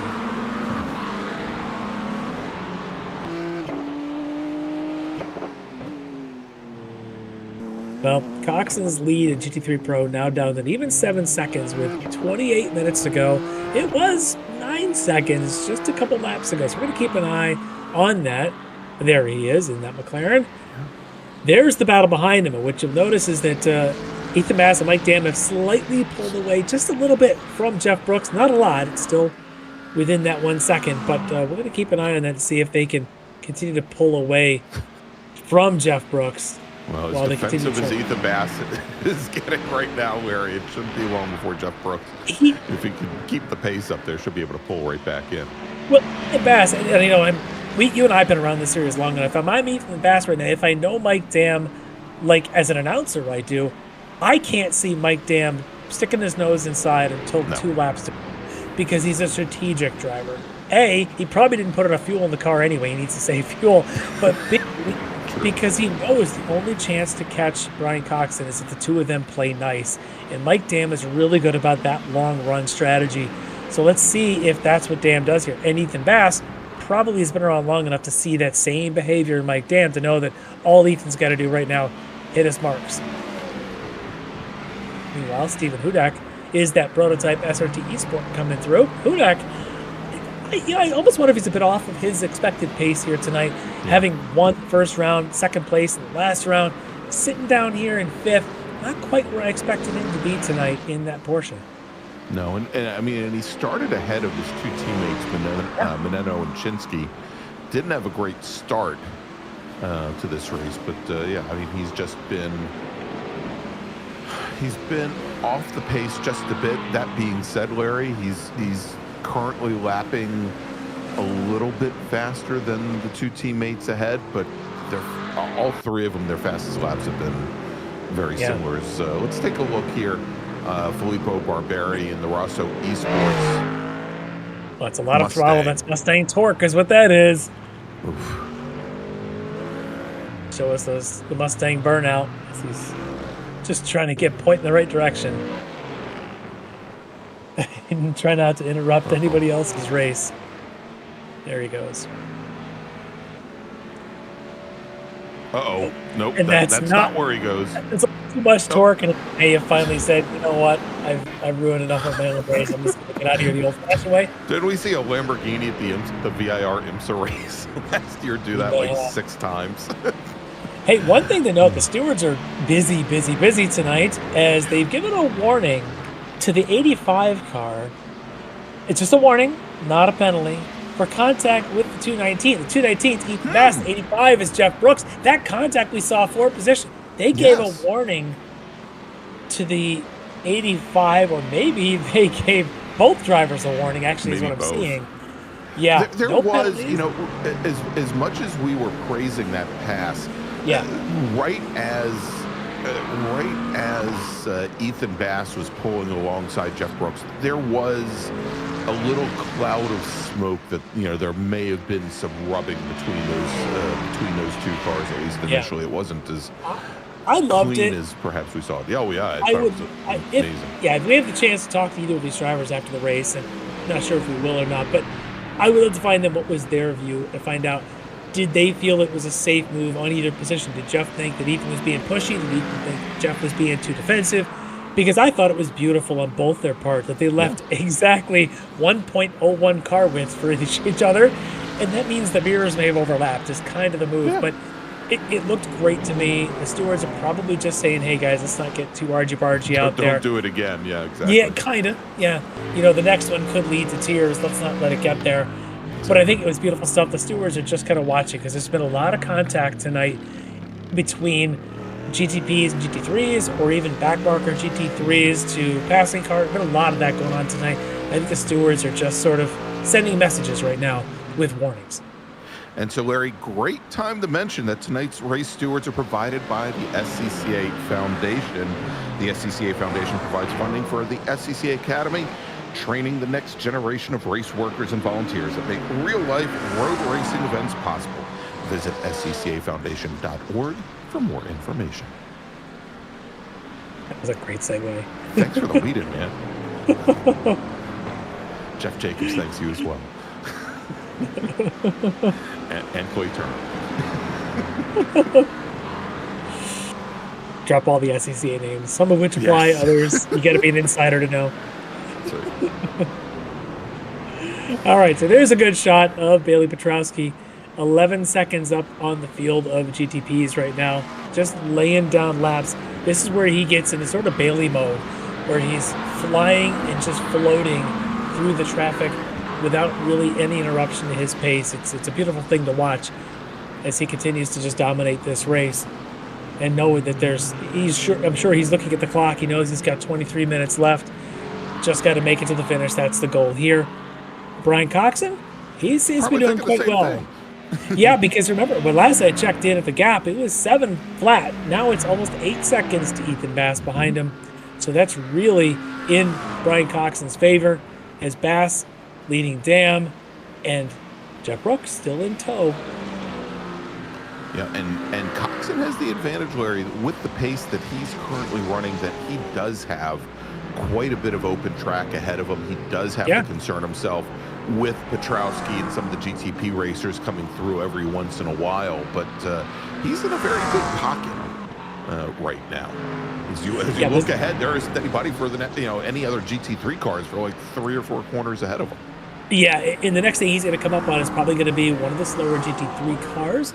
So, and there's been some attrition in this race, so there are a few less cars out there than we started with, and that's only going to help Brian Coxon to not have to run into them. Meanwhile, your AM leader, Boris Akon, we got a good shot of him here. Man, he was the last one to take his pit stop, which means he's got the best fuel economy. He's running up here. Do I have this right? Is he running in the top 5 overall with GT3 right now? He is running currently 5th in GT3. Yeah, that's not GT3 AM. That's amongst all GT3s. The only ones in front of him are Coxon, Bass, Dam, and Brooks. And the next driver in that line is Corey Chacon, just having a fantastic night there in his SRT eSport McLaren.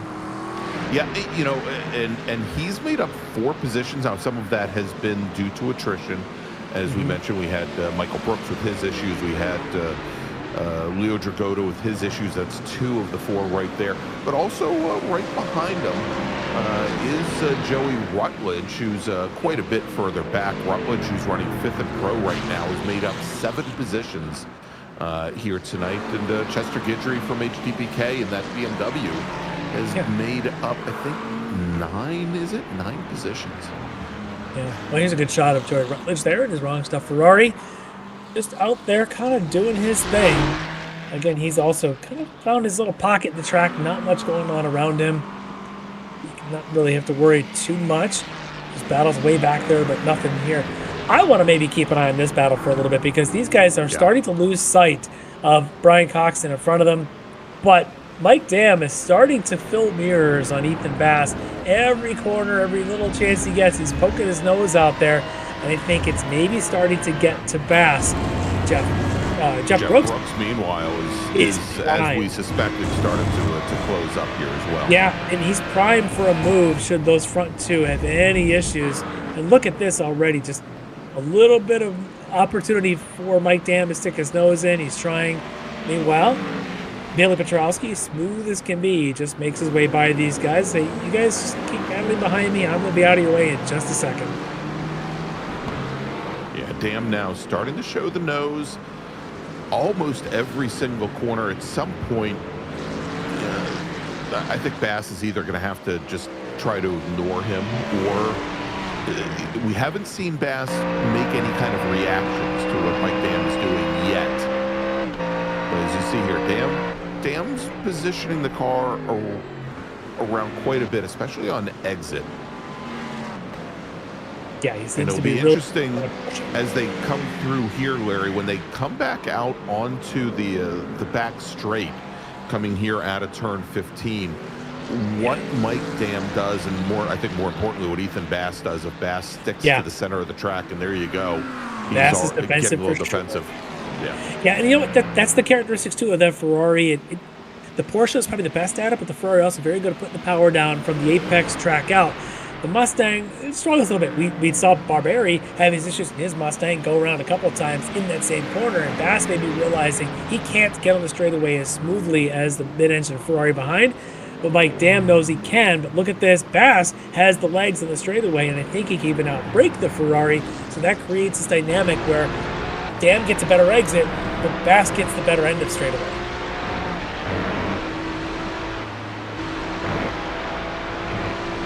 So as they come in through this double apex left-hander through turns 2 and 3, and then work up, they're going to hit that first decrease in radius at 5 up the hill here. This moment, that Dam now taking a look to the inside on the Mustang. There it goes. As they're going to drop down the hill very quickly here, down into this hairpin. And, this is where complicating things might be Di Gregorio there. Well, remember, this is exactly in the track where Jeff Brooks and Ethan Bass came together and got their double warnings for their contact. This time, Mike Dam backed up pretty early, didn't stay there. They decided to go through that section single file, but Jeff Brooks now all over the back bumper there of Mike Dam. Yeah, it looks like for every single move that Mike Dam now is trying to put on Ethan Bass, you've got Jeff Brooks almost mirroring it exactly. The difference is the Brooks car just doesn't seem to have the same exit speed. Watch this. Here's the move to the left again for Bass. Dam getting a better exit through both of those maneuvers there, through the right-hander 14, and then of course the entry to the back straight 15. But look at the legs on that Mustang, just out dragging that Ferrari down the straightaway. Now, look at the pressure here. Mike Dam can't quite get the move. Good defensive line for Bass all the way around the exit of 16 onto the front straight. And this is, look at the Mustang opening up just a little bit. Dam's not going to shove his nose down the inside here into one. So, Larry, let's throw another variable into this equation here, as we still have just a touch over 15 minutes remaining in this 90-minute race, and that variable is our GT3 AM leader Corey Sircone in his McLaren, because he's been tracking at about a second a lap faster than Bass, Dam, and Brooks ahead. Yeah, we'll keep an eye on that, because if those guys continue to fight, yeah, Sircone could certainly be in that mix. Now, from a point standpoint, I think we finally now award points solely. Oh, and we're side by side through that same 8-9 section. And this time again, it's Bass staying in front, but for a moment there, Dam was alongside. That's the kind of fighting that Corey Sircone would love to see more of, so he can catch these guys. If they can do that every time, you're going to see a four-way battle here for the overall at second place in GT3s. But very good defensive moves for Ethan Bass. Mike Dam maybe needs to be a little bit more on the offense through some of these moves. And Jeff Brooks needs to set up some good exits so he can maybe out-drag these guys down the straightaway. Well, and as you're watching Brooks, and we saw that just a moment ago as they went through turn one, Larry, Brooks, as he's trying to open up some of these corners maybe a little bit more, as he's trying to carry a little bit more speed to negate the exit speed that this Ferrari seems to have, he's possibly picking up some of those off tracks, some of those some of those 1Xs. Yeah. And we had talked about the penalties that may be adding up, and I'm starting to see in the chat, without any explanation, but I'm seeing Noah Hogg taking a black flag, Michael Brooks taking a black flag. These may actually be they could be for off-track and accumulation of penalties. We don't know for sure, but we're starting to see some of these come up. So will that hit someone in this battle like a Jeff Brooks? We'll have to wait and see. Meanwhile, set Dave Manetto trying to get through, maybe playing a part in this battle. And there's one of Manetto's teammates in the SRT off to the side there. And that looks like Jack Polyak. Oh, yeah. And meanwhile, Mike Dam had a good amount of overlap there, Larry. And again. Yeah. In that same spot. It's that he can come out of 5 a little bit cleaner, and through 7 he can get alongside, but when they get down to 8-9, advantage back to Bass. But look at this now as they go around one of the lap cars there. I think it's John Casey in that Porsche. Casey in the 78, yeah. Yeah, letting them through. That's nice of him to do. Meanwhile, there's one of the DNA GTP cars coming up behind there. I don't know if it's Jordan Butler, perhaps, trying to make his way through. Yeah, that's the Burgundy or Butler, the 72 car. He's being patient. He realizing that these guys are all in their own battle. Yeah, there he goes on the straightaway to get through. Doesn't want to interrupt that battle. He's been in those battles before. He knows what it's like. I love the line here. Watch Bass's Mustang. Tidy. Very tidy. Not leaving any room on the inside, because if he can stay tidy, he knows he's got the legs down the next straightaway to out-drag the Ferrari. Yeah, Larry, and a big difference there is into that final corner, Dam consistently goes about 10 feet deeper into the corner. Yes. And late apexes that first part of the corner. And he gets the car squared up. It looks much more stable as he comes onto the front straight than the Mustang. Yeah, but watch this here. Look at this exit that Dan gets every time because of the defensive line Bass is taking. In this next sequence, they go around here through the kink at 6 into 7. This is where Mike Dan's been getting alongside because that door is open for Bass on the inside. This time, Dan doesn't drive through that door. In fact, maybe susceptible to Jeff Brooks behind him if he keeps making that mistake. Oh, this track is just fascinating.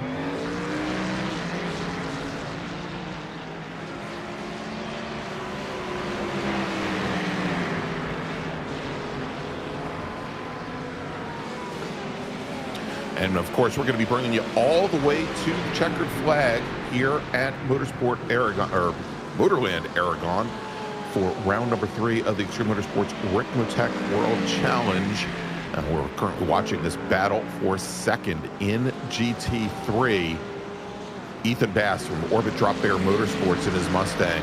Orion Race Team's Mike Dam and Jeff Brooks from The Wrong Stuff. And Larry, I don't think he's going to play the part here. He He's might still hear. about 6.5 seconds back is Sircone. But Mike Dam taking another look to the inside of that Mustang. Look at that. Yes, he got into the head of Bass just enough, and is that contact? Gets into the rear. Oh, no. Oh, Larry, as Bass is off, as Dam is off, as now Jeff Brooks And takes here over comes second Chacon. position. And I wonder if maybe Brooks picked up some damage too as he got into the back of the Orion Ferrari. But now it is Corey Chacon, your leader GT3 AM. He's going to take third in GT3 here as Ethan Bass has now recovered, got his car on track. He is now running fourth in GT3, still third in Pro. That was but Larry, you know, wild. that time and it might have really thrown off the timing there for Mike Dam as Bass went deeper into the final corner, into turn 16, much like Dam had been doing for the majority of this last sequence, and Dam had to try to cut underneath them. It was even more than that as they came off of 15. I'm sure we're going to replay here, queued up in a second. As they came up at 15, Dam then was able to get himself into a different position down the inside, and I think Bass was busy too much as we got a spin here on replay. Bobby Valesco's struggling a little bit here, trying to stay out of the way of the race leader. Ooh, that was tight there as Billy Petrowski was able to get up by. But yeah, when we get the replay queued up, I think you're going to see Mike Dam really got enough on the inside of Bass that he couldn't take the line he wanted to. Yeah. Because and then Dam may have backed out, but Bass had already missed the turn in, so Dam sent it up the inside, and then there was contact mid-corner, it looked like, potentially, eventually 2 points of contact. Here you go. This is taking a look at Bass. Let's go back and watch as they come out into this. Look at the entry. Bass does run wide. Dam is on the inside. He can't hold it. And that's unfortunate. I got to say, that's on Mike Dam. Yeah, he did not hold the curves. Are a little bit just too lost boxy. the nose a little bit, pushed out And right you into the mentioned rear. Did Jeff Brooks pick up any contact? He may have slightly tapped I think into Brooks that. ended up getting into the back of Mike Dam as Dam was straightening back up. Yeah, and they did issue a penalty against Mike Dam for that contact. Not a big surprise if that's where the stewards went. And Mike Dam's going to be served a black flag drive-through for that. But that just elevates then Jeff Brooks, a pre-race interviewee, up to second spot. And as you said, Corey Chacon now overall leader in AM, but now overall third place in GT3. All right, so we look a little bit further back in the field, and this is, looks like we've got Ilya Speaker and Chester Guidry. This is the battle now for sixth in GT3 Pro. Probably fifth in Pro. Guidry's picked up now 10 positions.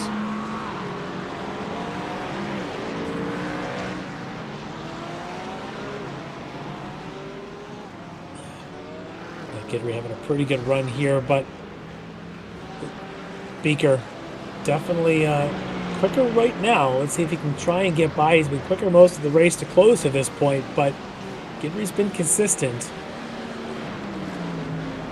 It's always, to me, tougher to pass somebody who's consistent than to get someone around who has outright fast pace, because often the fast paced guys make mistakes.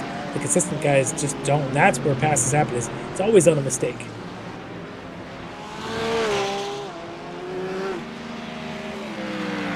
Meanwhile, that is Joey Rutledge. That is not Jeff Brooks. It is a wrong stuff Ferrari, but that is Rutledge now, who moves himself up to fourth spot with the issues happening there in front of him. This just means if you're Ethan Bass, you're like, man, what's with these Ferraris? Yeah, where are they all coming from? All right, so we've got 7 minutes remaining here, Larry, and it is, we talked about before Brian Coxon, who now has, somewhere along the lines of, I think, 13 and a half seconds on the rest of the pro field. And then Jeff Brooks after that incident, now in second, but good fight here. Ethan Bass with Joey Rutledge for the last podium position in Pro. And if Bass took on any damage, and I don't know if the contact was heavy enough for him to, but if he has any, that's going to be an advantage to Rutledge to be able to pull. But I don't see much wrong there with Bass's Mustang. It looks like it's in pretty good shape still.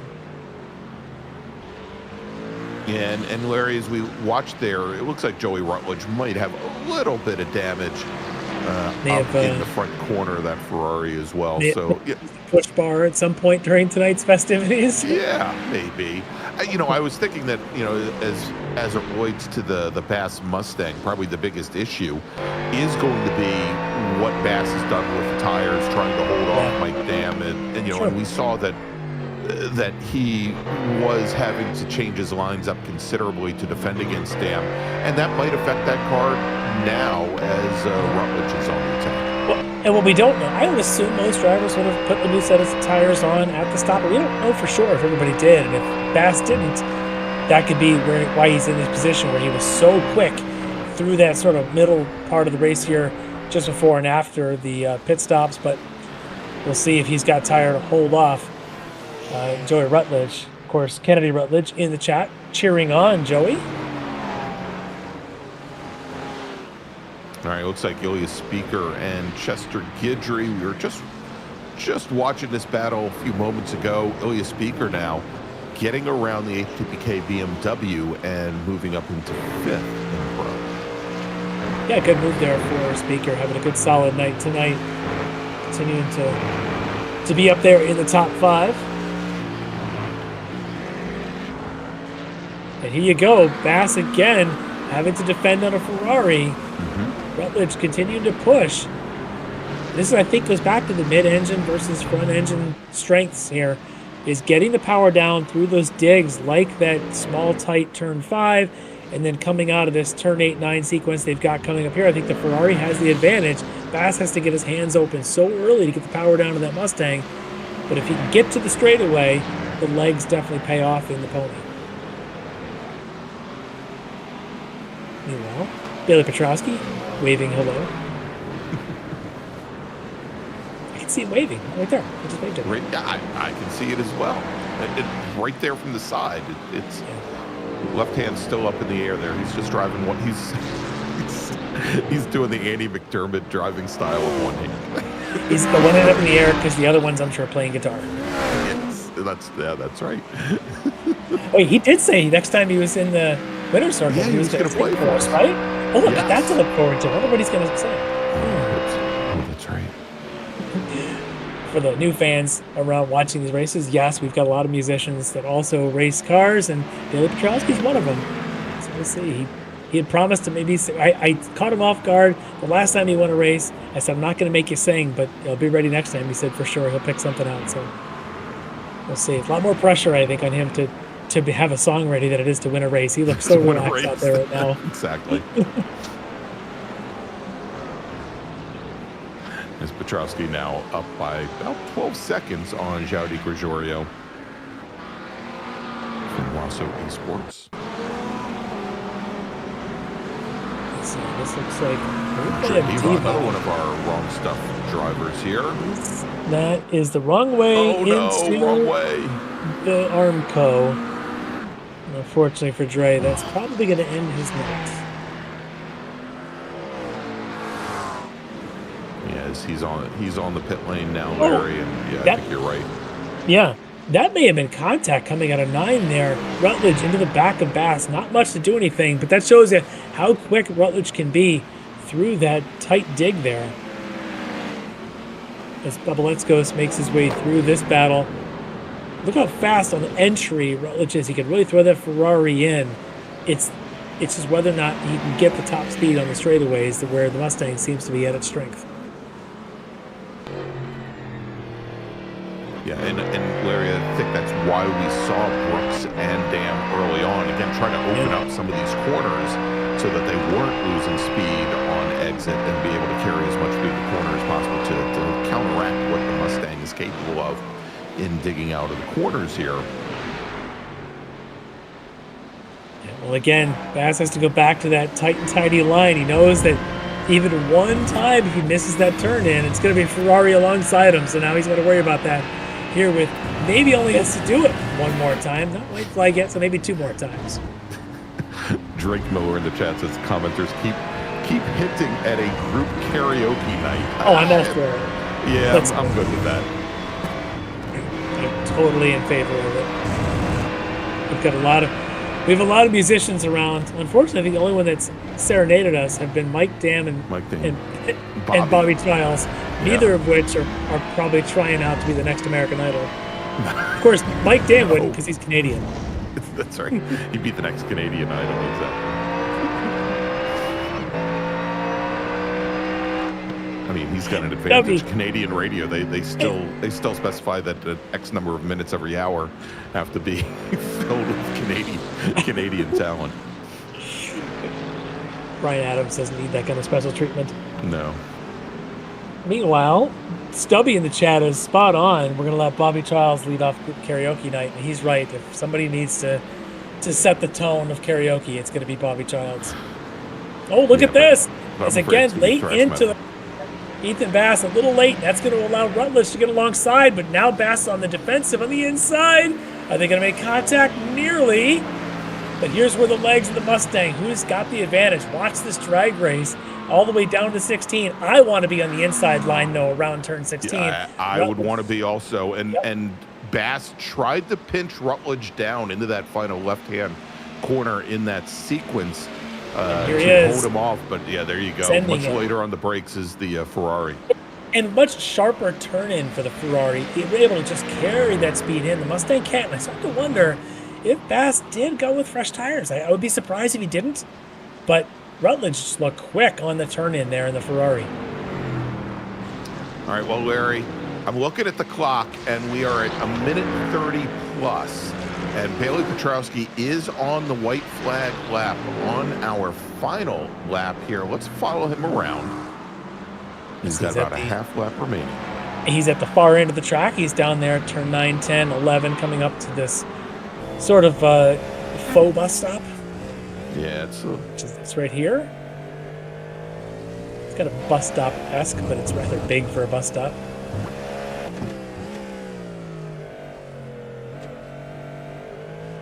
As he takes the left out of 15 and onto the long back straight here. Just one more corner remaining, and a big sweeping left-hander to bring him onto the front straight. If he can do this, it'll be 2 wins in a row now for Petrowski. With his rivals, Stephen Hudak, maybe not having the night that he was hoping for. So this could be a good result for Bailey. All right, as he comes onto the front straight, there it is. Checkered flag is in the air and taking the win in round number 3 in GTP from D2D Sim Racing. It's Bailey Petrowski. Brian Coxon comes across the line just behind him. There he is. Coxon will take his first win of the season for Orion Race Team in GT3 Pro. And that is going to leave Corey Ciccone, who I think is not all that far behind. Ciccone comes across the line, takes the win in GT3 AM. Filling out the rest of these fields, João de Gregorio will finish second in GTP, with Dave Minetto finishing in third over in Pro. What a run, and it's all because of the pre-race interview, Larry. Jeff Brooks finishes second in Pro, with Joey Rutledge, his Wrong Stuff teammate, getting the last position, finishing in third there. Great run for him. And Ilya Speaker finishing in fourth. Ethan Bass, Larry, I'm not sure if he ran out of fuel on the last lap, but I'm showing Bass as, he's out of fuel. He's like 100 feet away. Oh, that is really sad. For the great race that he had for so long, that's a tough way to end this thing. Let's still take a look here at that final pass, which moved Joey Rutledge up into third in the last podium position in Pro. Great battle there coming into the bus stop. Over in the Anfield, we talked about Corey Ciccone, who took the win. James Vogler, great run for Vogler. He'll finish second in the number 24 Porsche. And then Dan Carrillo for WBM Racing couldn't follow up last round's win with another, but he finishes third tonight in GT3 AM. Great run for him. All right, so let's do this, Larry, like we always do. Let's take a quick break. We'll thank some of our partners and sponsors. When we come back, we'll run down that finishing order, and we'll talk to some of those winners here, where you've just seen round 3 of the Extreme Motorsports Ricmotech World Challenge from Motorland Aragon. We'll be right back. SCCA Foundation is a 501c3 organization serving as the charitable arm of the Sports Car Club of America. One of the programs partially funded by the foundation is the SCCA Academy, an online learning management system used to keep real-life racing track officials up to date on the highest standards of race safety and officiating. Through this program, the SCCA Foundation is supporting the future of the best trained corner workers and event officials in motorsport. You can support these efforts at www.sccafoundation.org. Ricmotech high-performance sim racing equipment. Whether you're just looking to have fun, train for race day, or become a serious esports competitor, Ricmotech has you covered. Hundreds of name brand parts. Support from experts that love sim racing. Trusted by the pros. There's only one place to go, Ricmotech.com.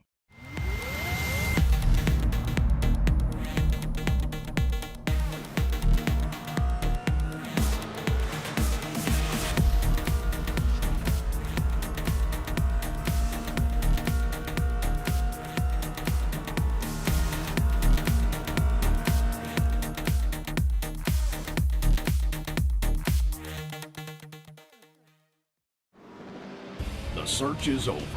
The most comprehensive league scoring solution is here, with the ability for multi-level championships, custom incident tracking, post-race time penalties, support for heats, drop weeks display, multi-car team scoring, advanced web widgets, rookie championships, a custom paint system, and load those results in seconds.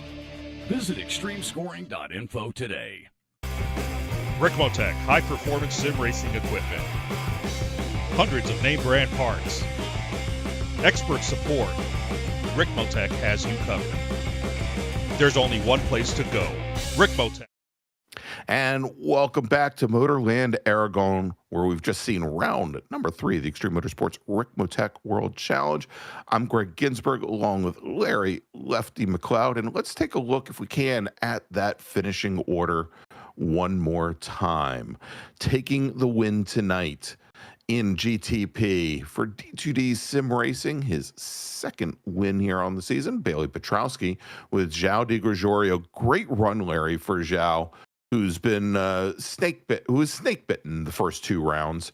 He's going to come home second for Rosso Esports, and then Dave Meneno led that SRT Esport train, coming home in third. Over in GT3 Pro, Brian Coxon from Orion Race Team, he takes the win tonight, his first on the season, with Jeff Brooks from The Wrong Stuff making up 6 positions tonight to finish second overall, or second in GT3 Pro, pardon me. And then his teammate, Joey Rutledge, Larry, I think the hard charger of the evening. Well, no, there are a couple more that made up more positions, but Joey Rutledge made up 9 positions tonight to come home in third in GT3 Pro. Over in the Amfield, Corey Saccone from SRT Esport getting hit what I believe is his second win on the season. Finishes third amongst all the GT3 racers. James Vogler in his Porsche will finish second in class, and then Dan Corrido from WBM Racing brings his car home in third in GT3 AM. So let's take a look and see who we've got sitting in the green room waiting for us, Larry. And looks like Corey Saccone from SRT Esport. He's here waiting for us. He's your winner tonight in GT3 AM. All right, joining us here is your GT3 AM winner, Corey Saccone from SRT Esport. And Corey, heck of a drive for you tonight. My goodness, from the qualifying position, you find yourself already a couple rows ahead of your nearest rivals, but you just seem to be in just another zone tonight. Tell me a little bit about your preparation that went into this performance here tonight. Well, it was pretty much 98% qualifying. I kind of thought if I could qualify high enough, if I had a good enough gap that I could just kind of cruise through, and I kind of went into it with 2 strategies: either damage prevention or cruising and just not fight, not push, and try to keep those incidents down and just running my laps, which is exactly what I did. Yeah, you seem to just be pulling away. You know, maybe some of that is your rivals were too busy battling each other than to be able to think about closing up on you. But certainly your pace was pretty strong tonight. In fact, I think we said you finished, was it fourth or fifth overall amongst all GT3 entries tonight, which just shows the strength of your performance out here. Was this a track? I know it's new to a lot of folks. To the announce crew tonight, we might have just bought this 2 hours ago. But for those of you, how much time did you put into learning this track, and do you think that had a lot to do with your performance? I might have had, I don't know, probably under 100 laps. Like I said, most of it was all quali runs, trying to find a good setup that I liked. So 4-lap sprints, probably half dozen times till I found one I liked. And I mean, I didn't even do a full stint of practice on here. I think I might have done 10 or 12 laps on a setup to see if I liked Yeah. it and went from there. Yeah, but the strategy paid off. Stay clean, be quick, be consistent. Definitely puts you in a strong position. And now looking at your rivals, maybe struggling a little bit behind you there, you're going to come away now with your second win on the season. Are you starting to look at the season points? You just kind of maybe wait another round or two before you start thinking about that. No, I was just kind of cruising along here. I'm not really thinking about it too much. Today Well, today I think luck was just on my side, like I said, I figured a good quali would get me up there and get me a good buffer, and then the rest of it, I mean, I pretty much fuel saved the whole race. I didn't even push. I was just kind of seeing what the guy in front of me was doing and just kind of keeping pace and coasting, and yeah. luckily no Well, one behind me really pushed hard for me, so yeah, the fuel save actually we had kind of noted too if you watch the broadcast back because you were the last car on track to take your pit stop. that's Everybody right. else had stopped before you. Yeah, clearly Yeah. well executed to do that. But awesome drive tonight, getting your second win here of this otherwise young season, and certainly well earned. But I know you've probably got some friends, family, teammates, and others you want to give a shout out to. Oh yeah, shout out to the team. Shout out to you guys. Your broadcasts are fantastic. Love watching them back. Um, and shout out to I mean, honestly, everyone in the league. This was a great race. It's been a fun season so far. I'm excited for it and excited to keep going. All right, well, it's we're excited to see it, and you're putting on a pretty good performance here early on. But tonight was a great one as well. So, congrats on getting the win here in GT3 AM for SRT Esport. Corey Sarcone, congrats. Thank you. All right, Larry. Just because I didn't want us to have to wait till the end for the musical stylings of Bailey Petrowski, let's bring in our GTP winner, driver the number 115 D2D Sim Racing Cadillac next. All right, Bailey Petrowski joining us here, winner tonight in GTP. And at first, I want to say to Bailey, great job there. You kind of withstood a bit of pressure from the opening lap. Zhao made a great run on you through the first couple corners to pull out in front of you. You showed patience after that, I thought. I don't know if that was going through your mind, if you were thinking, I got to get out in front because my pace is different. Because once you did get in front, my goodness, the pace you showed through that stint from the pass all the way to the pits, tremendous. But to me, it was the ability to hold that patience back and kind of wait for your opportunity. Was that in your head, or do I have that all wrong?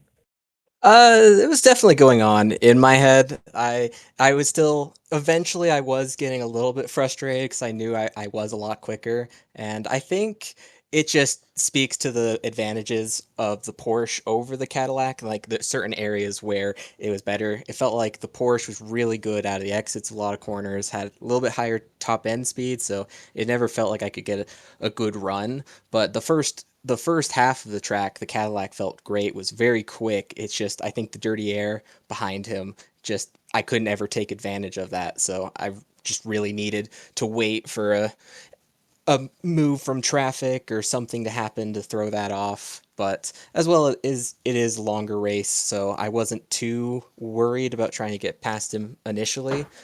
But for the most part, it was patience, just in the mindset that I need to keep my tires kind of under control, because in all of the practice I was doing, I was really struggling with my tires. Yeah, no, you seem to have a strong car under you for the entire race. But even post pit stop, what I did notice was we weren't, you had a pretty good comfortable lead. We checked in on you a couple times, but every once in a while I'd see you coming through and passing other battles. Some of them let's just say a little argy-bargy amongst the GT3s tonight in some places. How much of that did you see, or how easy is or how hard is it to avoid what otherwise would be side-by-side GT3 cars banging doors? Especially on this track, it is very difficult. We don't have a lot of it's a lot of short stretches. There's not a lot of good long straights to pass them, and I had enough of a gap, so it's kind of an awkward position where I wanted to get past them, but I also didn't want to interfere with their battles. So it's kind of a mix of being patient and just trying to interfere with them as least as possible. But yeah, I think you missed a lot of it. But I think that second stint, I was having a lot of issues with traffic. It was very chaotic with traffic and a lot of vehicles spinning in front of me. And it felt like I was just trying to keep the car under me and try and bring it to the end. I wasn't as focused on pace for that second part. Yeah, well, it's good to know even someone like you kind of maybe gets rattled by that, but it doesn't show because that also was the stretch where you pulled the margin to the largest over Zhao, and then of course the whole train of cars behind him. And maybe while to you it is a nervous moment, it actually seemed to be one of your better moments. So well done there. But the other question I ask you is, did you come prepared with something to serenade to us? As I believe that was discussed last We time. don't forget. I mean, I don't have it set up right now. I could grab an acoustic. That's about all I do. No, that'll work. That's fine. And I don't know how well it'll pick up through the mic, but If you can't, otherwise, I'm sure this won't be your last stop in Victory Circle. I'm sure Zhao and Hudek and the others wish it was your last time, but just maybe be ready for next time, and then we'll listen to it then. But I'll let you go tonight. But it was an awesome performance, at least on the track, even if the off the track we have to wait for some more time. But I will say congrats on all that. Pedal boards, same thing, Larry. It's all the same. But awesome job here tonight. But I know you've got friends, family, teammates, even Bobby, that you probably need to thank for a performance tonight. oh yeah, I want to thank Bobby as always for the work that he does on the paints. And unfortunately, he couldn't make it to the end of the race tonight, but he was there. I think he went up and helped with race control for a little bit with how chaotic it was getting, and just appreciate all the work he does for the league. Definitely want to appreciate all the sponsors that make this possible. So Ricmotech, Buck Kicker, Speed Labs, you guys at Apex Racing. Appreciate you guys for broadcasting and commentating on these races. It's always interesting to look back at the replays, see what gets said, see what else I missed during the race. And yeah, just thank everyone for having a clean race tonight and making it very entertaining. Well, it definitely was entertaining, and it's fun to watch you continue to excel at this thing. I can't wait to see you at the next round. But tonight, you can go back and watch it and enjoy this one. Victory for you for D2D Sim Racing's Bailey Petrowski. Congrats. Appreciate you guys. You have a good one. Remember, Larry, we're going to have him sing a Cranberries song next time. Anyway, let's move on to our final interviewee of the night, taking the win, his first win of the season for the Orion race team, driving the number 339 McLaren, Brian Coxon. All right, Brian Coxon joining us here, getting the win in GT3 Pro. Never easy to do, but tonight, you just solid, consistent pace. It was a very well-run race. Tell me a bit about what your thought process was for the last 90 minutes. Honestly, trying to avoid off tracks partially. It's real easy to go past the curbs on almost every corner around here, and just avoiding those and avoiding getting slowdowns and any time penalties from it, which a lot of people were getting, was a bit difficult. And beyond that, the first stint, trying to stay ahead of Brooks was big, and then Leo got a bit of damage from the turn one sausage curb, and after that it was just keeping a gap to the guys behind. Yeah, and it seemed that ended up kind of fixing itself. Was the guys behind is of course when Leo had his issue, your pace is still real strong. The three behind you had their little battles. Were you watching that delta pretty carefully? Because we saw it was down to about 7 seconds before they started fighting a little bit. Were you aware of that and kind of getting worried? I was definitely watching it in the first stint more so because it was closer then, and I was able to save a bit of fuel and build it up some. And then Ethan, Mike, and Jeff were all fighting, and then it did drop some. I think when I came out of the pits, it was 8 or 9 seconds, and it was dropping. I think the lowest I saw was about 6.5 seconds, and I felt like I could hold it, and then they started fighting more and more, and it started growing again, which helps feel a bit more comfortable in the lead. Yeah, no, it looked like once you get out there, there was not much not much going to slow you down, and that's just awesome. So it's great to see this kind of performance out of you. Um, how much of this is your set? We talked to a lot of the Orion team over the years. We've talked a lot with Mike and with Travis, but I don't think we've talked to you too many times. But how much of this setup is unique to you? How much is shared with these guys? How much development do you do with the team for a race like this at a relatively new track? For this one, not a whole ton because I didn't get too much practice earlier in the week. Most of it was spent yesterday and earlier today, before the session opened up. Most of the time, I would say a little more, but we're oftentimes messaging some and talking about what we are doing in certain bits of the track. And like in practice, Leo and I were talking about a certain corner, how much of the track limits you can use in turn 7 or 8, and how much you can use on the exit. So there's definitely some of that goes into it, and it helps being able to watch other people that are about the same speed as you and seeing what they're doing and seeing what lines they're taking always helps, and they're always a big help with that sort of stuff. Yeah. Yeah, well, tonight was just a wonderful performance for yourself, and to be there in the end, but the strong pace all night long really helped out in this extended 90-minute format here tonight. But awesome job there. But I know you've definitely, I'm sure, got some friends, family, and others you want to give a mention to here at the end. Yeah, of course, all the Orion guys. I appreciate them having me and willing to have me race with them and whatnot. Specifically, Shay McNeely. He got me into sim racing. He's an old high school friend of mine, and in turn into Orion about a year ago. He's a good friend of mine.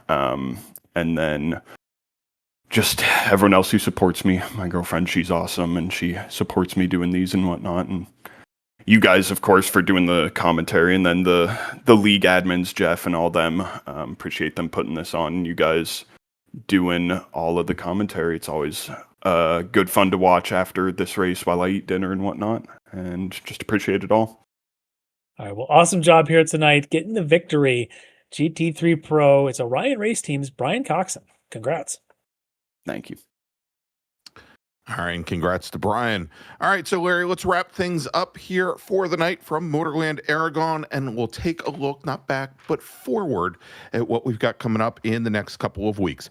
Next Monday night, February 23rd, 8:10 p.m. Eastern Time, it's the return of the Ricmotech GT Pro Sports Car Challenge for our LMP3, GT4, and in some cases GT3 racers as well. It's going to be round number 4 at Monza for 60 minutes. Nice return to the regular format after those twin 30-minute races last week.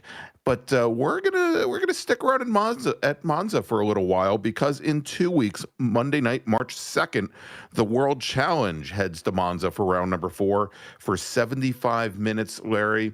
And we already know I am like the best weatherman there is. I already know it's going to rain when we're at Monza in 2 weeks.